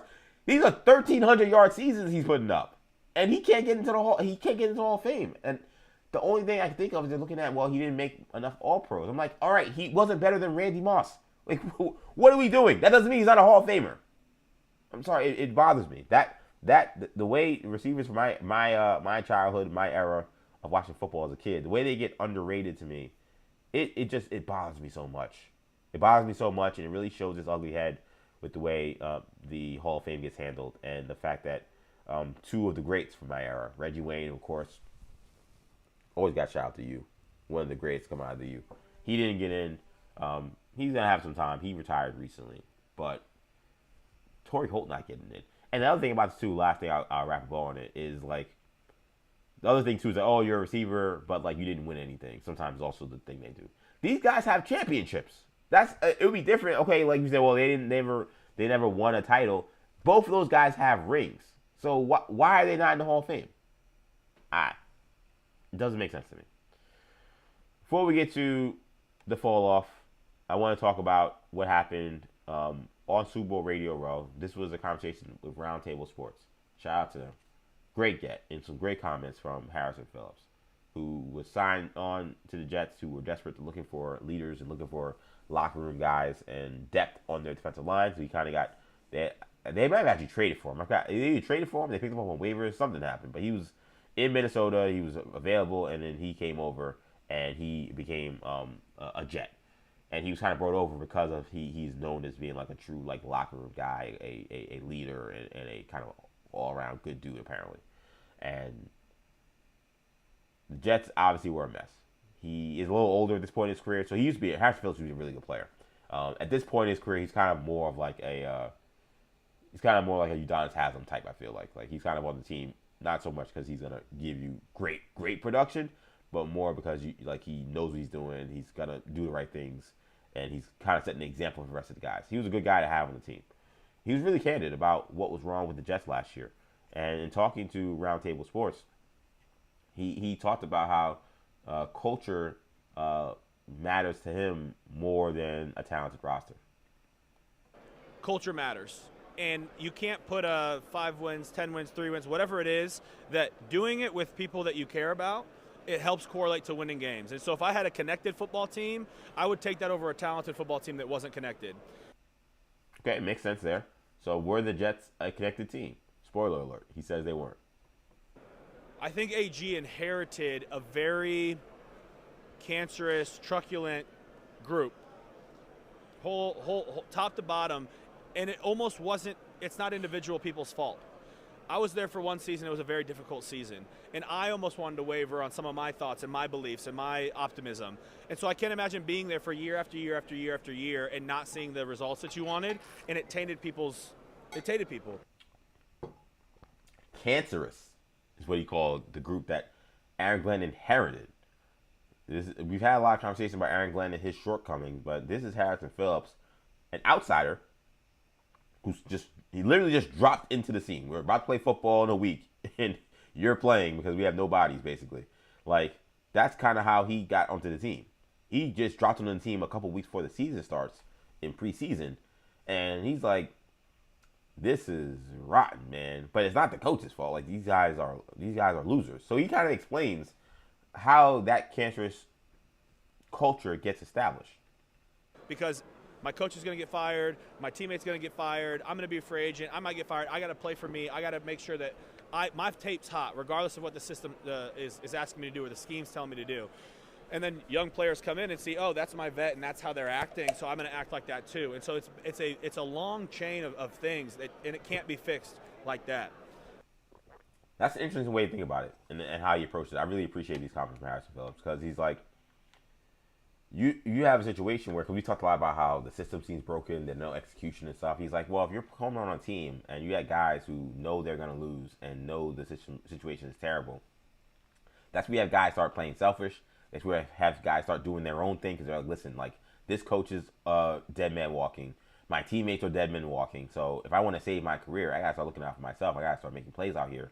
If that means I got to go outside the system, go outside the scheme in order to make those plays, then so be it. Because at the end of the day, I'm looking for myself. There's no future with this team. Very astute commentary and just insights from Harrison Phillips and his feelings that he feels like, this was a bad situation essentially from the beginning, and how that festers and how that grows and how it starts with the veterans of the team and their failings and how that trickles down to the younger players and why you have the perpetual losing a place like New York has. Finally, he does give a little bit of hope, and he feels like things will get better for the Jets next season. I think AG's mindset of any coach I've been around to deal what we had to deal with this season, to be as consistent as he was to us through that whole thing, was super cool to see. And I think that consistency, and as well as making the jump from year 1 to year 2 as a head football coach, more of his people in the building, more of his thumbprint on the culture, I think we have to win more games. Well, I don't know about more of his people in the building. He had to fire half his staff, and he wasn't allowed to hire the defensive coordinator he wanted allegedly, and now he has to call his own defense allegedly. So I don't know about that part of it, but the part about that last part I thought was interesting. We said all the stuff we had to deal with this past year. I can't imagine Harrison Phillips is only talking about losing. So what else did they have to deal with? It makes me wonder if there was more dissension in that locker room than maybe what was let on. I know Breece Hall wasn't happy. We know Quentin Williams wasn't happy. I don't know what Sauce Gardner's deal was, but I kind of wonder if that locker room, in terms of being a locker room, was toxic in a way that maybe didn't get covered enough. And I mentioned it, and every time I mention it, people want to make excuses for it. Well, not everybody. Some people agree with me, but I feel like Aaron Rodgers did lasting damage to that locker room.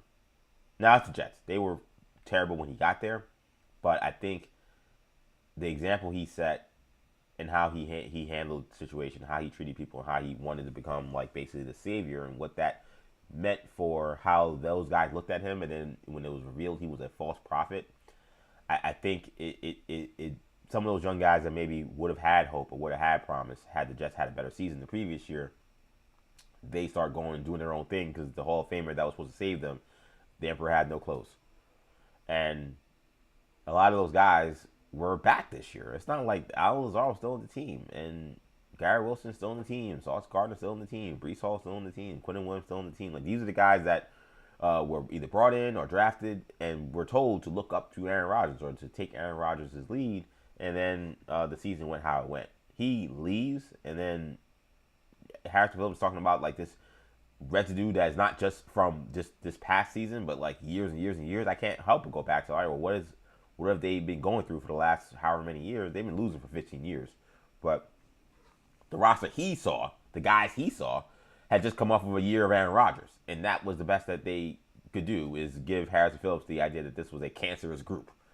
That to me is a sign of, like, whatever the situation was with Rodgers, that was completely toxic. And it seemed like those players took the wrong lessons from that coming into this past season that they had. Now, again, like Harrison Phillips says, if you think your team is terrible and you know your coach is on a short leash, you may start to feel like, I'm gonna do my own thing. I'm not gonna listen to the coaches. I'm gonna whatever. There's a lot of reasons why that happens, but where do you get that from? Like Harrison Phillips said, you get it from your vets. You're not just getting it from nowhere. You see your vets do that. Where they get it from? They got it from their OGs. And again, who are their OGs? And you go back, and that's where I go to, like, man, like the Aaron Rodgers stuff really could have potentially maybe did some real damage to some guys that through all the losing they went through, and they finally thought they were going to pull through, and Aaron Rodgers comes here, and then you realize he wants to do McAfee, and he wants to be vice president, and he wants to float conspiracy theories about Jimmy Kimmel, and you're like, oh my God, this is our leader. This is, and I think it sets a bad tone. I am surprised that Harrison Phillips is so, like, and he really speaks about, like, Aaron Glenn, like, he says, like, Aaron Glenn did a good job, essentially. Like, that's kind of how he pushes this, which is not the narrative you hear from anybody, to be honest. Like, you don't even hear, like, I feel like after these games, like, when Aaron Glenn has gotten after these guys and he said, oh, the discipline was wrong or the effort wasn't there. And some guys seem to have, like, kind of rolled their eyes at that. And in comments, I mentioned Jermaine Johnson when Aaron Glenn questioned the effort. I think that was the Week 16 game or 15 game. I think it was a game against the Patriots. He kind of rolled his eyes before he answered his question. And Aaron Glenn came back the next day and said, well, no, it wasn't an effort issue. It was a coaching issue, trying to clean it up. But Harrison Phillips is kind of alluding to the fact that this was a much more difficult situation than I think maybe even we realized in terms of just how bad this locker room was. Which, again, I don't know if that also has a Woody effect. Like, I don't know if Woody Johnson was coming around also making this anything any worse. I don't know from Harrison Phillips' standpoint, was that some trickle down beyond just the players in the locker room and the coaches that he sees? That was there other things he knows that made it a more cancerous situation? The fact that he thinks that it will be better this year tells me that he thinks it really was a team with bad players in terms of character and bad habits, and that Aaron Glenn was doing everything right to try to fix those habits, and he's saying that will be better in year 2. I hope he's right. I said before, I have no confidence that that's going to happen. I feel like I've had to soften a bit on Aaron Glenn because of all of the stuff that Sean Morash had reported, I know Sean has taken a lot of slings and arrows for his report, that Darren Bougie has told multiple people that the Jet situation is toxic and that Woody Johnson's made it a hard place to work, and that the reason why they couldn't get Wink Martindale is because Woody Johnson said that it was up to Aaron Glenn to fix the defense, not some other coordinator he had to pay. And I've been crushing Aaron Glenn for like the last. I actually been an Aaron Glenn supporter, but I told you guys last week I was done when I saw what happened with the coaching staff and firing Angstrom and the chaos that ensued. I hope that he can overcome that, and I think that maybe we see now that there are outside forces that are making this more chaotic than it has to be. But I think Harrison Phillips, who's again one of the better leaders in the NFL, the fact that he's willing to say that Aaron Glenn, for all the coaches he had, he was really impressed with how he handled the situation. It does have to give you some hope, some things. Okay, maybe there's something there that I don't see. But at the end of the day, man, I know Harrison Phillips said, I take a connected roster over a talented roster. It's still, it's still about, the pros and the Joes, not the X's and O's. And the Jets still are going to have to turn over this roster in a major way to improve. The good news, they have a ton of cap space, and they have this draft capital. So you got to hope that money will talk, and some of these guys that maybe would never think about playing for the Jets will play simply because the Jets are going to pay them a ton. Because I don't think the Jets are going to be sell them on culture, sell them on winning. There's nothing to sell anybody on to the New York Jets as a free agent. It's going to have to be, here's a lot of money, please come play with us, which, unfortunately, they do have a lot of money. They sign some guys, you'll draft some guys. Those guys you don't have to pitch. They have to play for your team once you draft them. And then you hope that, I think that this, again, the way I see it is I'm hoping that these players that they bring in this year and next year kind of usher in the next generation of Jets that may end up being the stars for the next coach. I don't know if it's going to be Aaron Glenn, but I do think there's a possibility that they can, at the very least, put together a talented roster that you can feel confident about moving forward if the owner ever gets a clue and gets out of the way. Whether he will, I told you, I'm at the stage where wake me up when there's a new owner when he comes to the Jets, but I'm going to still follow, I'm going to still watch because that is my team. And I'm hoping at the end of the day that they find a way to make it out of this hellhole, this disastrous playoff drought that they're under. CJ Stewart, man, this is 40 days and 40 nights. We're at the midway point, man. Day 20. We got one more segment to go, but before we get to J. Cole and the fall off, I want to say, first of all, thank you guys who've been watching and in the chat. Going back to the chat real quick, Rob Ray wrapping up on the whole Hall of Fame situation, saying here, Steve Smith, let's go. If we had to sacrifice Reggie Wayne to get Steve Smith in, we have to live with that. Go Canes, but sorry. I love Steve Smith. Steve Smith is one of my all-time favorite players. So when he becomes eligible, like there better not be no waiting 5-6 years. Again, this is ridiculous what's happening to the receivers. Steve Smith, again, an absolute dog, a great player and an absolute tough guy, just a stud, absolute stud.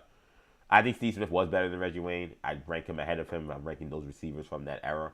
Close, but I think Steve Smith was better. As much as I love my beloved Miami Hurricanes and Reggie Wayne, because he is a guy from the U. Shout out to the U. We got Transports Radio Listen in the chat. Shout out Bob Custer, who's in the chat. Hey, we got fellow friends from other, shows and from Maggie and Prof and Infinity Sports Network, YouTube, coming into 40 Days and 40 Nights, saying what's up to each other. Again, good to see you here, Transports Radio Listener. You were in the chat yesterday during the conversation with Bart Winkler and Carlos Ortiz. As you guys heard, I guess it's official now. I haven't had any further text them about it, but Bart made the requests and made the invitation on the show. But it sounds like I'll be on with Bart and with Carlos on Into the Winklerverse, the national perspective, talking Super Bowl on Monday. So that'll be really exciting. I'm hoping to get someone really good for Monday morning and maybe Monday evening post Super Bowl. That's the biggest day to talk about these games or this game rather, and how everything broke down. I mentioned earlier in the show, I got Seahawks doing a final score of 34-20. It's a lot of points, but I think some of that's going to come in garbage time potentially, or really second half, where I think the game becomes a 2-score game and the Patriots are kind of playing catch up. And I think some turnovers could help the Seahawks and get some short field. So I'm picking the Seahawks to win 34-20. Again, we'll do some prop picks and prop bets later today when my brother, Kendall Stewart, who joins me every Friday night for Kendall Fridays. We'll do some prop bets, and he'll give me his prediction for the Super Bowl as well. He's been pretty on the money so far with these playoff picks. He had this Super Bowl. We were doing the picks yesterday, or rather last week. So I'm curious if he will ride with me and go with the Seahawks, or does he have an upset brewing? But again, it's 48-49. Shout out to the folks watching us on YouTube. New Generation Media is where you can watch us on YouTube. If you're watching, do us a favor. Please give us a like. Please give us a comment if you can. And of course, subscribe to the channel, New Generation Media. We greatly appreciate it. Also, check us out on X, where I'm streaming live on X as well. Again, shout out to the folks that watch me on X. Greatly appreciate you guys. If you want to follow me on X, be sure to follow me, EJ_Stewart. Also, be sure to follow me on Instagram, where we're streaming live on IG Live. Again, follow me there. Action EJ, where you'll find me on IG Live. Let's see, Mass 1505 is joined. Shout out to him. Ellie 1946 is joined. Shout out to them. So we have some people in the Instagram Live that have popped in and said what's up. So shout out to you guys. Again, if you want to follow me on Instagram, where I do stream the show live, just head to IG Live. Action EJ is where you'll find me. Make sure you give me a follow on both X and on Instagram. And like I said, every episode of 40 Days and 40 Nights does get podcasted up into our podcast channel, wherever you get your podcast. Just search New Generation Podcast Network. All right. We've waited long enough. I'm wearing the Dreamville shirt. We got to talk about the fall off. J. Cole finally but he finally revealed and unveiled and dropped his long-anticipated album, The Fall Off. This has been an album that's been essentially 6 years in the making. If you'll remember KOD, the last song on KOD, which was 1985, which was actually a diss to, what was that guy's name? I don't even remember. Lil Pump. It was named 1985, but he also referenced it as a subtitle, the intro to The Fall Off. Now, it was not the intro to The Fall Off, but that was when we first heard about The Fall Off and what this album was supposed to be. So, again, like I said earlier in the show, I want to be clear, because I saw some people posted online, and I agree with the sentiment that like one listen album reviews like are not the greatest. You gotta sit with an album, you gotta listen to it multiple times to get the feel for what the artist is trying to accomplish. And there are so many songs that I listen to and albums I listen to that I still pick up lyrics and pick up things that I didn't pick up on before. Or I just listen to things in a different perspective, a different part of my life, and I'm like, man, this went harder than I expected. I did that. I've done that with J. Cole. You know, listening to older music, getting ready for the fall off. I texted my brother a couple of days ago, Shamari, who I also need to get on. Maybe I'll see if I can get Shamari on tonight. I'm gonna text him. And Shamari, if you're watching, see if you could join tonight. That'd be fun. You and Kendall. But I was listening to Amari from the off season. I was like, man, this song didn't get enough.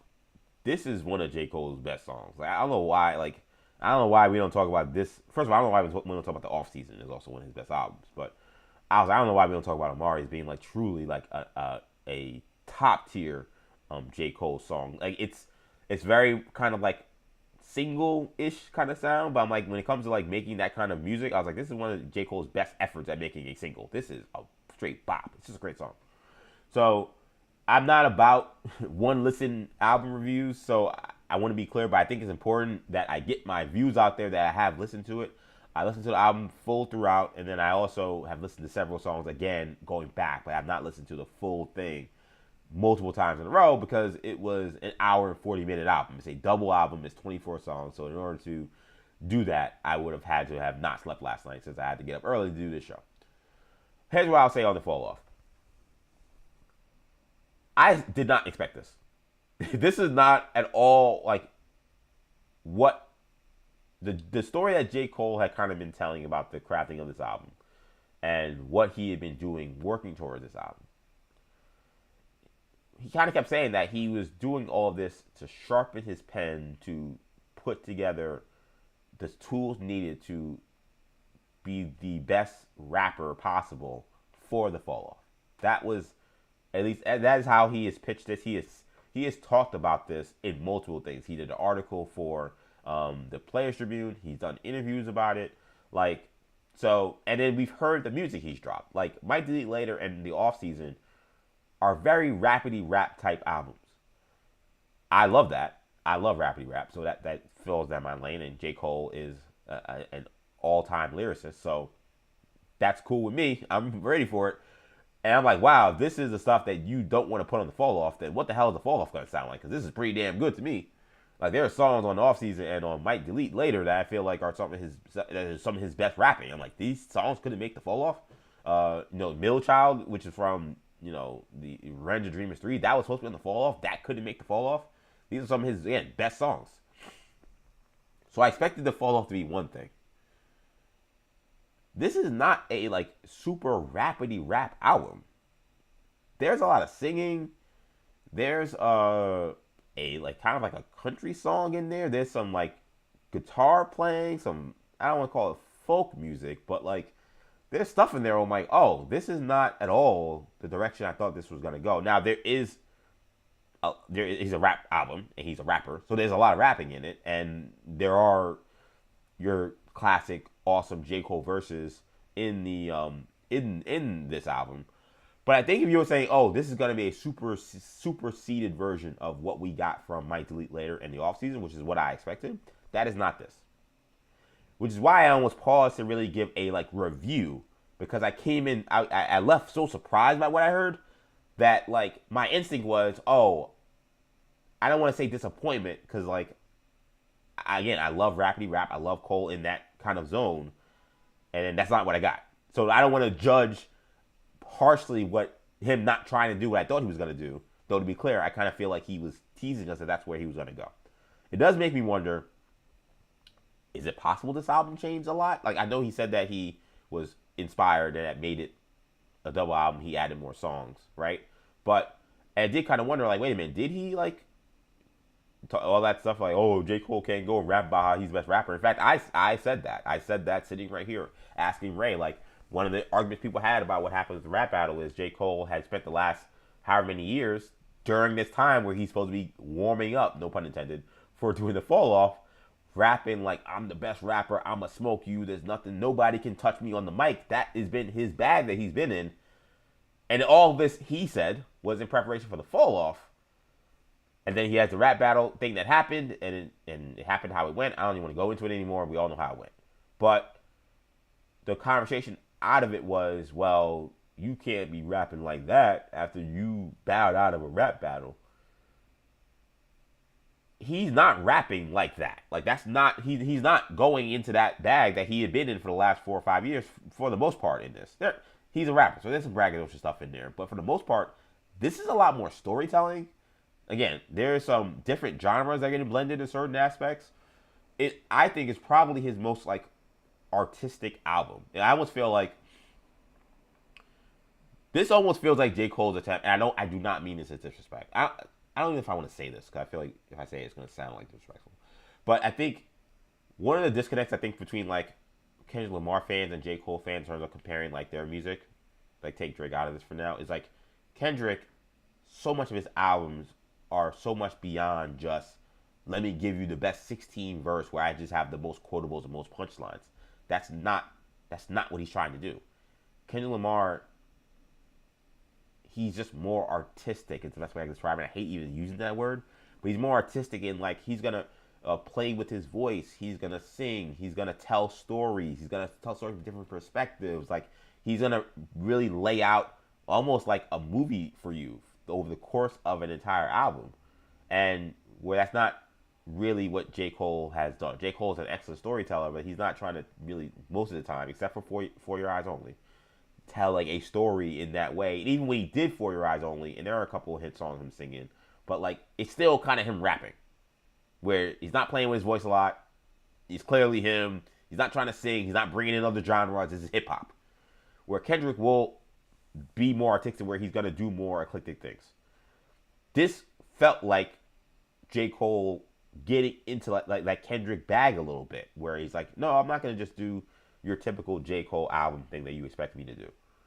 I'm gonna really try to tell a story over the course of 24 songs, and I'm gonna tell it through multiple avenues that don't require just me just saying I'm the best and rapidy rap and that kind of stuff. I'm gonna do it with singing. I'm gonna do it with certain select features. I'm gonna do it with storytelling with certain songs that, again, is not necessarily about me just getting the most quotable, but telling the most effective story in the most dope way possible. I think he executed this really well. It's just one that I'm gonna have to sit with a little bit longer to like really appreciate. It's been funny listening to the dialogue about this. I've seen all different kinds of things so far. I've seen a lot of people say they like Disc 1 way more than Disc 2.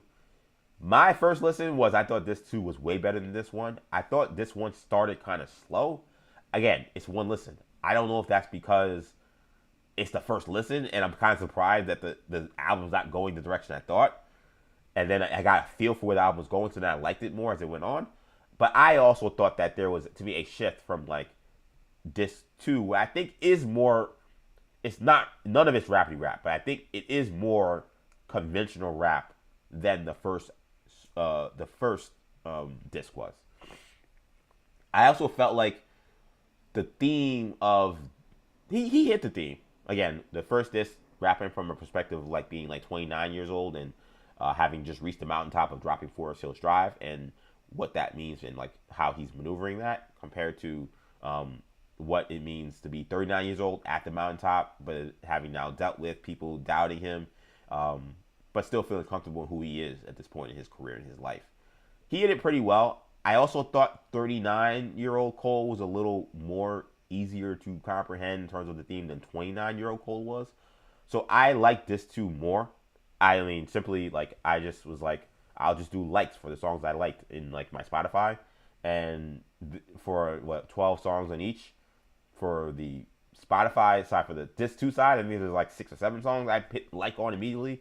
I think for disc 1 side, I think there was like 3 or 4. It doesn't mean that I only like 3 or 4 songs, but like I do likes for like those are songs that I want to listen to like a lot. Like I plan to like have on repeat. This 2 had way more to me. I really love how much he paid homage to hip hop in this. I love her again, which was like an ode to Common's I Used to Love Her, and the song the song that where he was rapping from the perspective of Biggie and Tupac, the song What If. Shout out to Rob Barkman. I thought he had an awesome tweet where he was like, this is my two loves coming together in one, Marvel Comics and hip hop, where he uses the concept of what if, the Marvel show and Marvel Comics line of like, what if we changed certain things in a storyline to see how things would go. And he basically said, what if Biggie was able to like apologize to Pac while he was in prison and like kind of get a hold of him before he signs with Death Row, before the beef gets crazy and all that stuff. Like, what if he was able to actually like not have all that stuff happen prior to both of their deaths? So the first verse is Biggie. Actually, I said it was in prison. I think it might have been actually after Hit 'Em Up came out, because I think he references like, you said you effed my B or whatever. So that's obviously from Hit 'Em Up. But you have that perspective, and the second perspective is Pac. And what if Pac got that apology and got that? And apology is not the right way to put it, but you know, just like reach out like a olive branch. What if Pac got that olive branch from Biggie? Because what we've heard a lot about the beef between Pac and Biggie was that it was like, you know, like Biggie wasn't like, it didn't seem like he was making that much of an effort to try to like mend fences. It seemed like he kind of just let it go. He said Pac is crazy, Pac is him. I'm just gonna let him do his thing. I don't want any problems. I'm not gonna talk on his name or anything like that. But this is him saying, what if Biggie actually did do an olive branch to try to get to Pac, and how would Pac receive that? So it's 2 verses rapping from their perspectives, and he's also trying to rap in their styles. I really appreciated the attempt. It's a little hard after seeing what Kendrick did on Resurrection, where he's rapping like Pac on a Pac beat, to see someone else try it. I thought Cole was a little more effective in rapping like Biggie than he was Pac, but he did a good job with both, and I really loved the story. Again, the storytelling in this album is really good.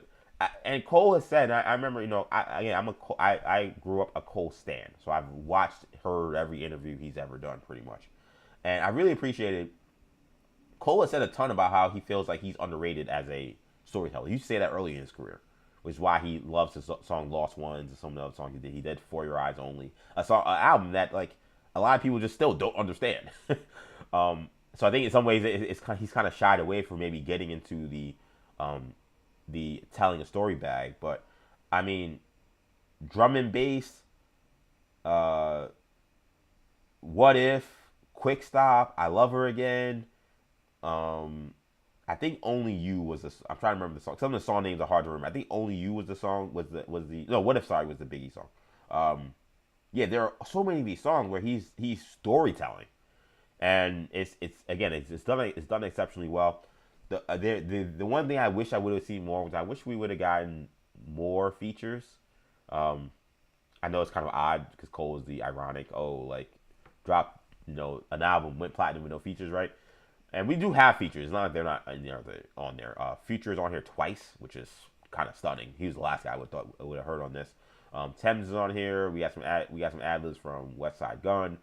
But I kind of wanted to hear other rappers on here too, especially if this is kind of being built as J. Cole's last album. I would have loved to have seen one song at least where it's him going back and forth with some guy. Now, there's been rumors that there was a Kendrick Lamar verse on here that's not on here anymore. There was rumors that a Drake verse is on here that's not here anymore. Who knows if that's true or not? I have no idea.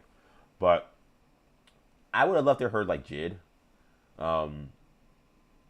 He puts Boss on a lot. I don't know if I did hear Boss anymore. Not that I don't like Boss. I do like Boss, but I've heard them now so many times collaborating. I don't think we've actually heard enough of like J. Cole, Jid songs. Now I know Jid said that him and Cole have an album together they've done. So maybe he didn't do that because he's like, well, there's something else coming that's going to be just me and JID rapping for 12 songs. So if you guys want to hear that and hear that rapidy rap stuff, you can listen to that. This is about me telling my story. And right now I don't need any of my dream villains to join me on this one. But I would have liked to have heard JID. He's really pushed JID as like his successor. The guy, if you want to point to a guy, he literally says it in one of those freestyles, right? Where he's like, if rap is really back, JID would be platinum. If he ain't, then I know y'all are capping, right? Like that's, I might butcher that line, but something like that. I would have loved to have seen him give him that moment, kind of like Hove gave Cole that moment on A Star Is Born, or because he's mentioned that this is like again like if Reasonable Doubt came out at the end, or I would have loved to have seen Cole like go with some other. I know Future is a top tier rapper, but Future is not a lyricist. I would have loved to see him have one song maybe with one like rapper where they're going back and forth like Hove had with Biggie. If you don't want to do Drake or J. Cole, that's totally fine. There are plenty of other guys you could have chosen for that. It could have been a Jid. It could have been a Killer Mike. It could have been Benny. It could have been an older rapper. It could have been a Jadakiss. I would have accepted a lot of different guys. But that was probably one of the other things I thought was missing. This is going to be one of those albums where I think, for me, I think this album overall, for general appeal, I think a lot more people will probably feel like they could like this than maybe some other J. Cole stuff, because J. Cole has a certain pocket in terms of like his music and what it sounds like and how he raps, that if this is not for you, it's not for you. Now it is for me because it's cut more from an old school cloth. But given where fans are today, where hip hop is today, I actually think that a swath of the fans that will be into this just because like it's such a highly anticipated album, they will actually appreciate the breaks that this album has with the lack of rapping and more of the singing, more of the different genres being brought in. I actually think they will actually appreciate that maybe more than like the rappy rap hardcore J. Cole stan will support it. I do think that this is going to be an album that will be polarizing for the real hardcore rap fans. Like I think hardcore rap fans, I picture this album being how Kanye's what's it called? The album I can't stand. I'm trying to remember. Yeezus. Now I hate Yeezus, to be clear, but like part of the reason I hate Yeezus because I think Kanye went away from a lot of things that make me like Kanye West albums. I think Cole kind of did some of that here. I think this was executed a little better, but Yeezus, there are some people who love Yeezus, who stand by Yeezus as this amazing album because it is so different, and it was Kanye doing something so outside the box, and it showed like his depth of knowledge and his depth of skill as a both producer and a vocalist. I thought it was a little unfocused and all of this. I don't want to get into a Yeezus review, but I almost feel like this may end up being J. Cole Yeezus, where there'll be people who will tell you this is his greatest album because of how different it is and because of how much it encompasses really his entire skill set as an artist, not just a rapper. And then there'll be the fans who want J. Cole raps, who will listen to this be like, It was good, but I kind of wanted more J. Cole raps. I think that's going to kind of end up being the thing for this. But it's a good album, man. It's really good. I thought for the first disc, I really liked. I liked Poor Thing. Poor Thing is fire. Poor Thing. I feel like the album really picked up at the Poor Thing for me. I thought 2-6 was pretty good. I thought Running Train. I was really scared about Running Train was gonna sound like. I was like, oh, I hope J. Cole's not gonna do anything problematic or anything really silly with this, because he sometimes does kind of have your like sophomoric moments with his songs.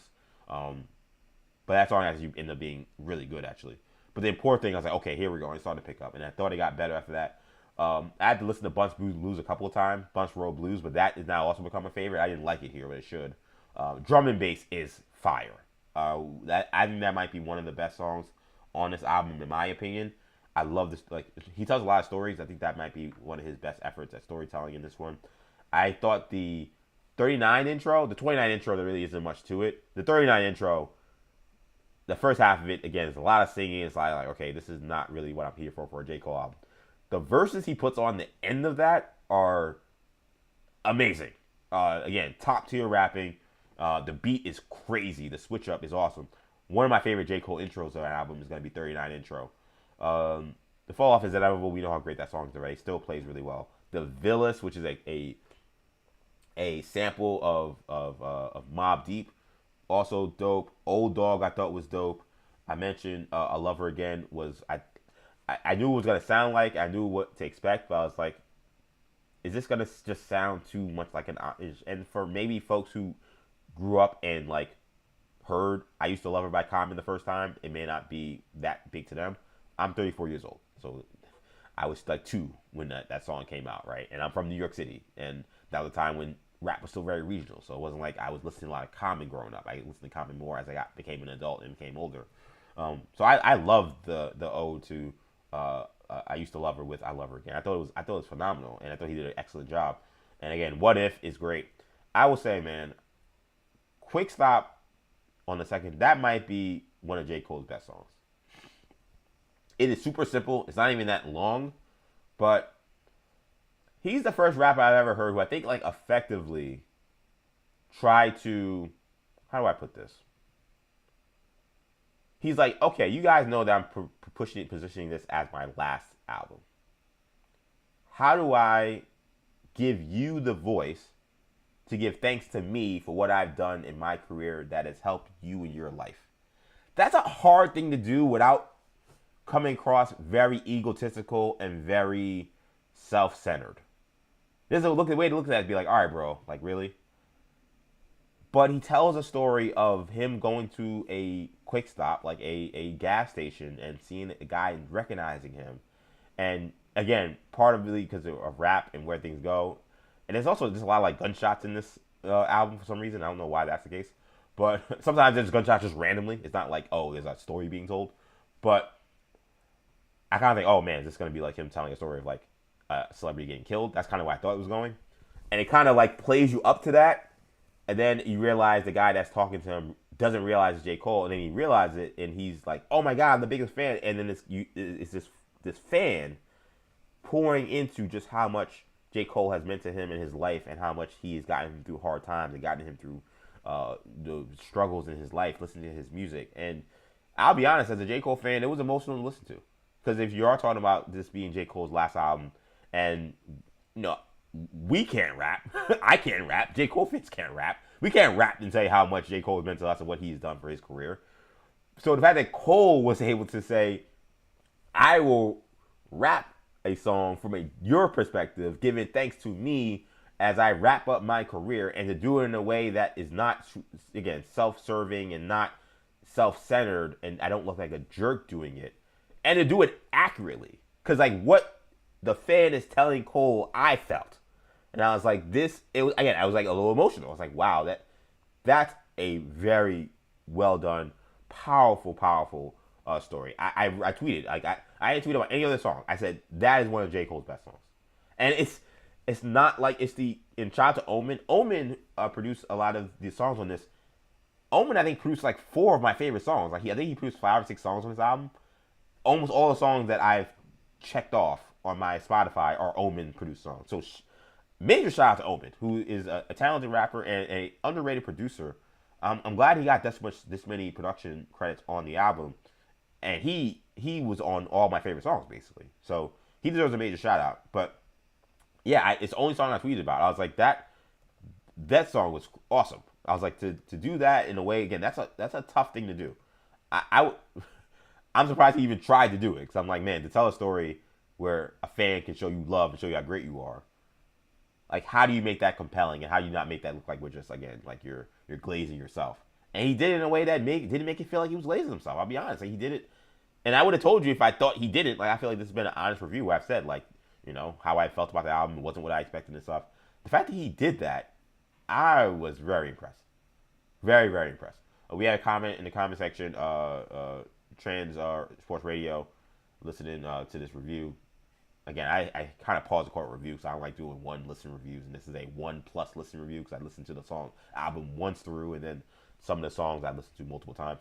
Which Mobb Deep song he sampled? He sampled multiple ones. So on what's the name? On Who the F Is You? There's a drop. There's a drop. There's a drop of Jen on him. Flip that there, and also on the Villist. He sampled Mobb Deep as well. I'm trying to remember the exact song. Let me just Google this real quick so I can tell you. Stand by. I don't know why. Why is this so hard to find now? This is all people were talking about last night, and then now I can't figure out the song. He also interpolated, by the way, Outkast on that song too. He interpolated Elevators on the hook, which Elevator is one of my favorite Outkast hooks. It actually might be my favorite Outkast hook. So I love that he did that. I love how you remixed that. Why no one is posting what the freak this freaking everyone's saying Mobb Deep sample, and I saw the song that they sampled. I was like, oh, you're right, that is a sample, and I can't remember the name of the song. And now all the people that are tweeting about it this morning are not saying the name of the song. I'm just gonna Google this. I was on Twitter to see if I can find that answer for you. Let's see the fall off. Let's see one more time. I'm doing a lot of work here to figure this out. Yeah, I feel it. Oh, The Realist. There you go. Finally, that took forever. Apologies to that. He raps over it's a sample of The Realist from Mobb Deep. So that's from the third album. So yeah, I'll say this, man. I really like the album. It's definitely, again, to me, this is not one that I think you can review and like say, oh, this is the greatest album ever after one listen, unless you just really were like it just hit you and you liked what he did here. Again, 'cause I just think it's like a curveball. It's not exactly what I thought this was gonna be. J. Cole's rapping when he's rapping is phenomenal. It's great. There isn't too much of the let me show you how good I am after you guys doubted me from the situation with the rap beef. The intro, he kind of like sets it up before he goes into rapping, kind of like, they've been talking on my name and stuff. Like that's like the hook to it. But that's really it. There really isn't much other like references to that. So it seems like he kind of just did whatever he wanted, and he didn't seem to reference that in any way. He said he was inspired by what happened or inspired 2 years ago, but it doesn't seem like he was inspired to rap about what happened in what's it? It seemed like he was just more inspired to do more songs for this album and do perhaps better songs. I don't know. It depends on what you think. But this is a good album. I really like it. I today can't sit here and tell you that, oh, this is J. Cole's best album. I would probably lean Born Sinner or Forest Hills Drive still. And I really like the Off Season. I think it's more towards his better albums than it is towards his worst albums. So if you think, his worst album is obviously Sideline Story. So if you like, okay, if you want to put Sideline Story, and I really like KOD. I don't know if KOD's aged as well. Like I liked it when it came out more than most people did. If you want to put KOD and what's it called, Sideline Story, kind of further down the list, and I guess For Your Eyes Only further down the list, and you want to say, okay, does it skew more towards the other two ones, Forest Hills Drive and to Born Sinner? I would say skews more towards that than the bottom end. But I think I have to sit with it more to say, like, is this truly like his best album? I don't think that at the top of my head, but I think that this is a really, it's a prolific drop of music in terms of 24 songs. They're all well produced. Even the song, like, again, him singing and the guitar stuff, like, it's done well. It doesn't sound like somebody who don't know what the hell they're doing, who's not trying to do different genres. Like, it sounds like, oh, this is somebody who, if this was all they were doing, they'd probably be pretty good. And this is them now taking a foray into singing and again, different kinds of, again, country inspirations, folk music inspirations that I never would have expected from a J. Cole album. That's not my genre of music, so I'm not going to tell you that's going to be my favorite version of Cole or my favorite songs, but it's executed well. I think the biggest thing for me in wrapping up this was, again, the biggest thing that stood out was J. Cole's storytelling ability in this really stands out. That to me is if you're going to say what is the takeaway from this, is J. Cole is probably one of the best storytellers of his generation, and when it comes as a rapper, and we don't actually talk about that enough, partly because he kind of abandoned telling stories. Like again, during this fall off era where he's been talking about trying to just sharpen his pen, he's only been just trying to rap about being the best and being the illest. This is not raps about him being the best or the illest. This is him telling stories almost for an entire album. And he does it effectively because he's a damn good rapper. So I really enjoyed this. I'm hoping maybe later on I also get some guests to talk about this as well, because I'm sure other folks will have plenty of opinions on the fall off. It is out wherever you get your streaming or podcast. Oh, I mentioned earlier, I tried to listen to this album through pre-ordering it from thefalloff.com, and at midnight it didn't seem like it was there. So I don't know what happened or why it wasn't there. I'm actually trying to see if I can do like a little experiment now, see if somehow maybe it showed up finally. But I was trying to get the album. I wanted to pay Cole himself. I didn't want to give Spotify any money or give Apple any money. So I was like, oh, let me go straight to the consumer, because I know he's working with Even. Even is a very pro artist outlet. Shout out to Even. They've put on some of my favorite artists have been on there. Okay, so finally it is on there. But I'll tell you what, I was on this joint, thefalloff.com, to get these songs. I was on there, like, it was like 12:07. I know that sounds crazy. Oh, you had to wait 7 minutes. But I'm sorry, it was 12:07, and I'm trying to get the songs, and it wasn't there. It wasn't there. So I was like, I don't know what's going on. I also, when I was listening to it on Spotify, I also went back around like 1 a.m. It still wasn't there. So I don't know what the issue was with the rollout. They had similar issues with the birthday blizzard, but maybe website crash. Again, that's been a problem. Who knows? But getting this album was tricky if you were trying to do it the non-conventional way of going through your typical DSPs. But it's out on all those DSPs. I actually wasn't sure if it would be. That's part of the reason why I also pre-ordered it. But it's out on DSPs, and obviously it's out on thefalloff.com. If you want to support Cole and support Dreamville and support all those guys, I suggest doing that. Shout out to J. Cole, man. Just, again, as a fan, he's meant a ton to me in terms of just what his music has meant to my life, to the inspiration, the stories, the perspective, what he has meant to hip hop as a whole can't be measured. And I really am glad that he's able to do this and try to call his shot and say that I'm gonna do this. This is my last one, and then I'll see you guys later. And I think he'll be back, but I just really appreciated just like the attempt at what he was trying to do, and how, I know he said, oh, we don't know much, but he actually was pretty open about what he was trying to do.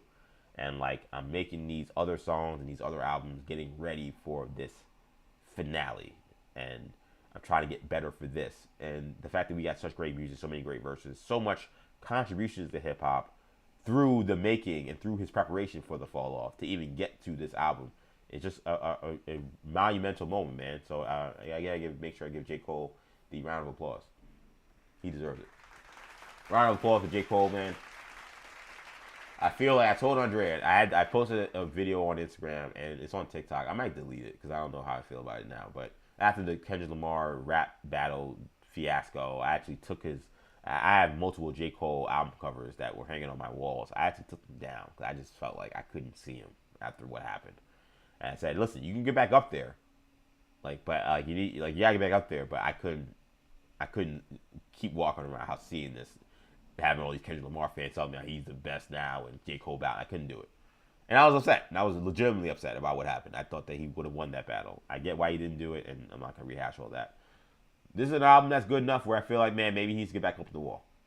I know Andre was kind of like resisting that because I think less wall space means more space for her to put up Taylor Swift stuff or whatever else she wants. But I think J. Cole, we got to get him back on here because he's one of the GOATs, legend from the 2-6, and awesome stuff with the release of The Fall Off. And I'm just really happy for him and happy for the whole team. Shout out to Eve. Shout out to everybody in Dreamville. Shout out to everybody, man. Again, good stuff there. That's going to be a place where we leave it. This is an extra long episode, 2 hours and 15 minutes here on 40 Days and 40 Nights. So I want to thank you guys for watching day 20 of 40 Days and 40 Nights. Again, we'll be back later at 6 p.m. Kendall will join me. I'm going to see if my brother Shamari can join me as well. So we have two brother Stewarts here. That'd be a lot of fun. I definitely got to make sure I get Shamari in before the first half is up. Again, if you're enjoying this show, do me a favor. Subscribe to the channel, New Generation Media. Also, give us a like. That'd be great. Like the video. That engagement helps. Comment in the comment section. That also helps as well. We greatly appreciate that. Also, if you're watching on X, like this video on X and subscribe to me and follow me on X, EJ_Stewart. Make sure you also follow me on Instagram, Action EJ, where we're also streaming live. And follow me on TikTok as well, Action EJ. I'll be live also on WFAN this upcoming weekend. I'll be on same time it was last weekend. So 2 a.m. to 6 a.m. We'll be previewing the Super Bowl, talking about more of this New York sports stuff that we talked about today with Harrison Phillips' comments and whatever else we get to. We'll probably talk some Knicks as well. So I'll be on WFAN 2 a.m. to 6 a.m. Eastern. So RSC app or 101.9 FM where you'll find me over the weekend, 2 a.m. to 6 a.m. Sunday morning. This is 40 Days and 40 Nights, though, and that's going to do it. Day 20 in the books, night 20 coming at you a little bit later, and that will finish the first half of 40 Days and 40 Nights. So I want to thank you guys again. I'm EJ Stewart. Have a lovely rest of your day. If you're not here later, have a great weekend. If you are here later, I'll see you in a few hours. I'm out.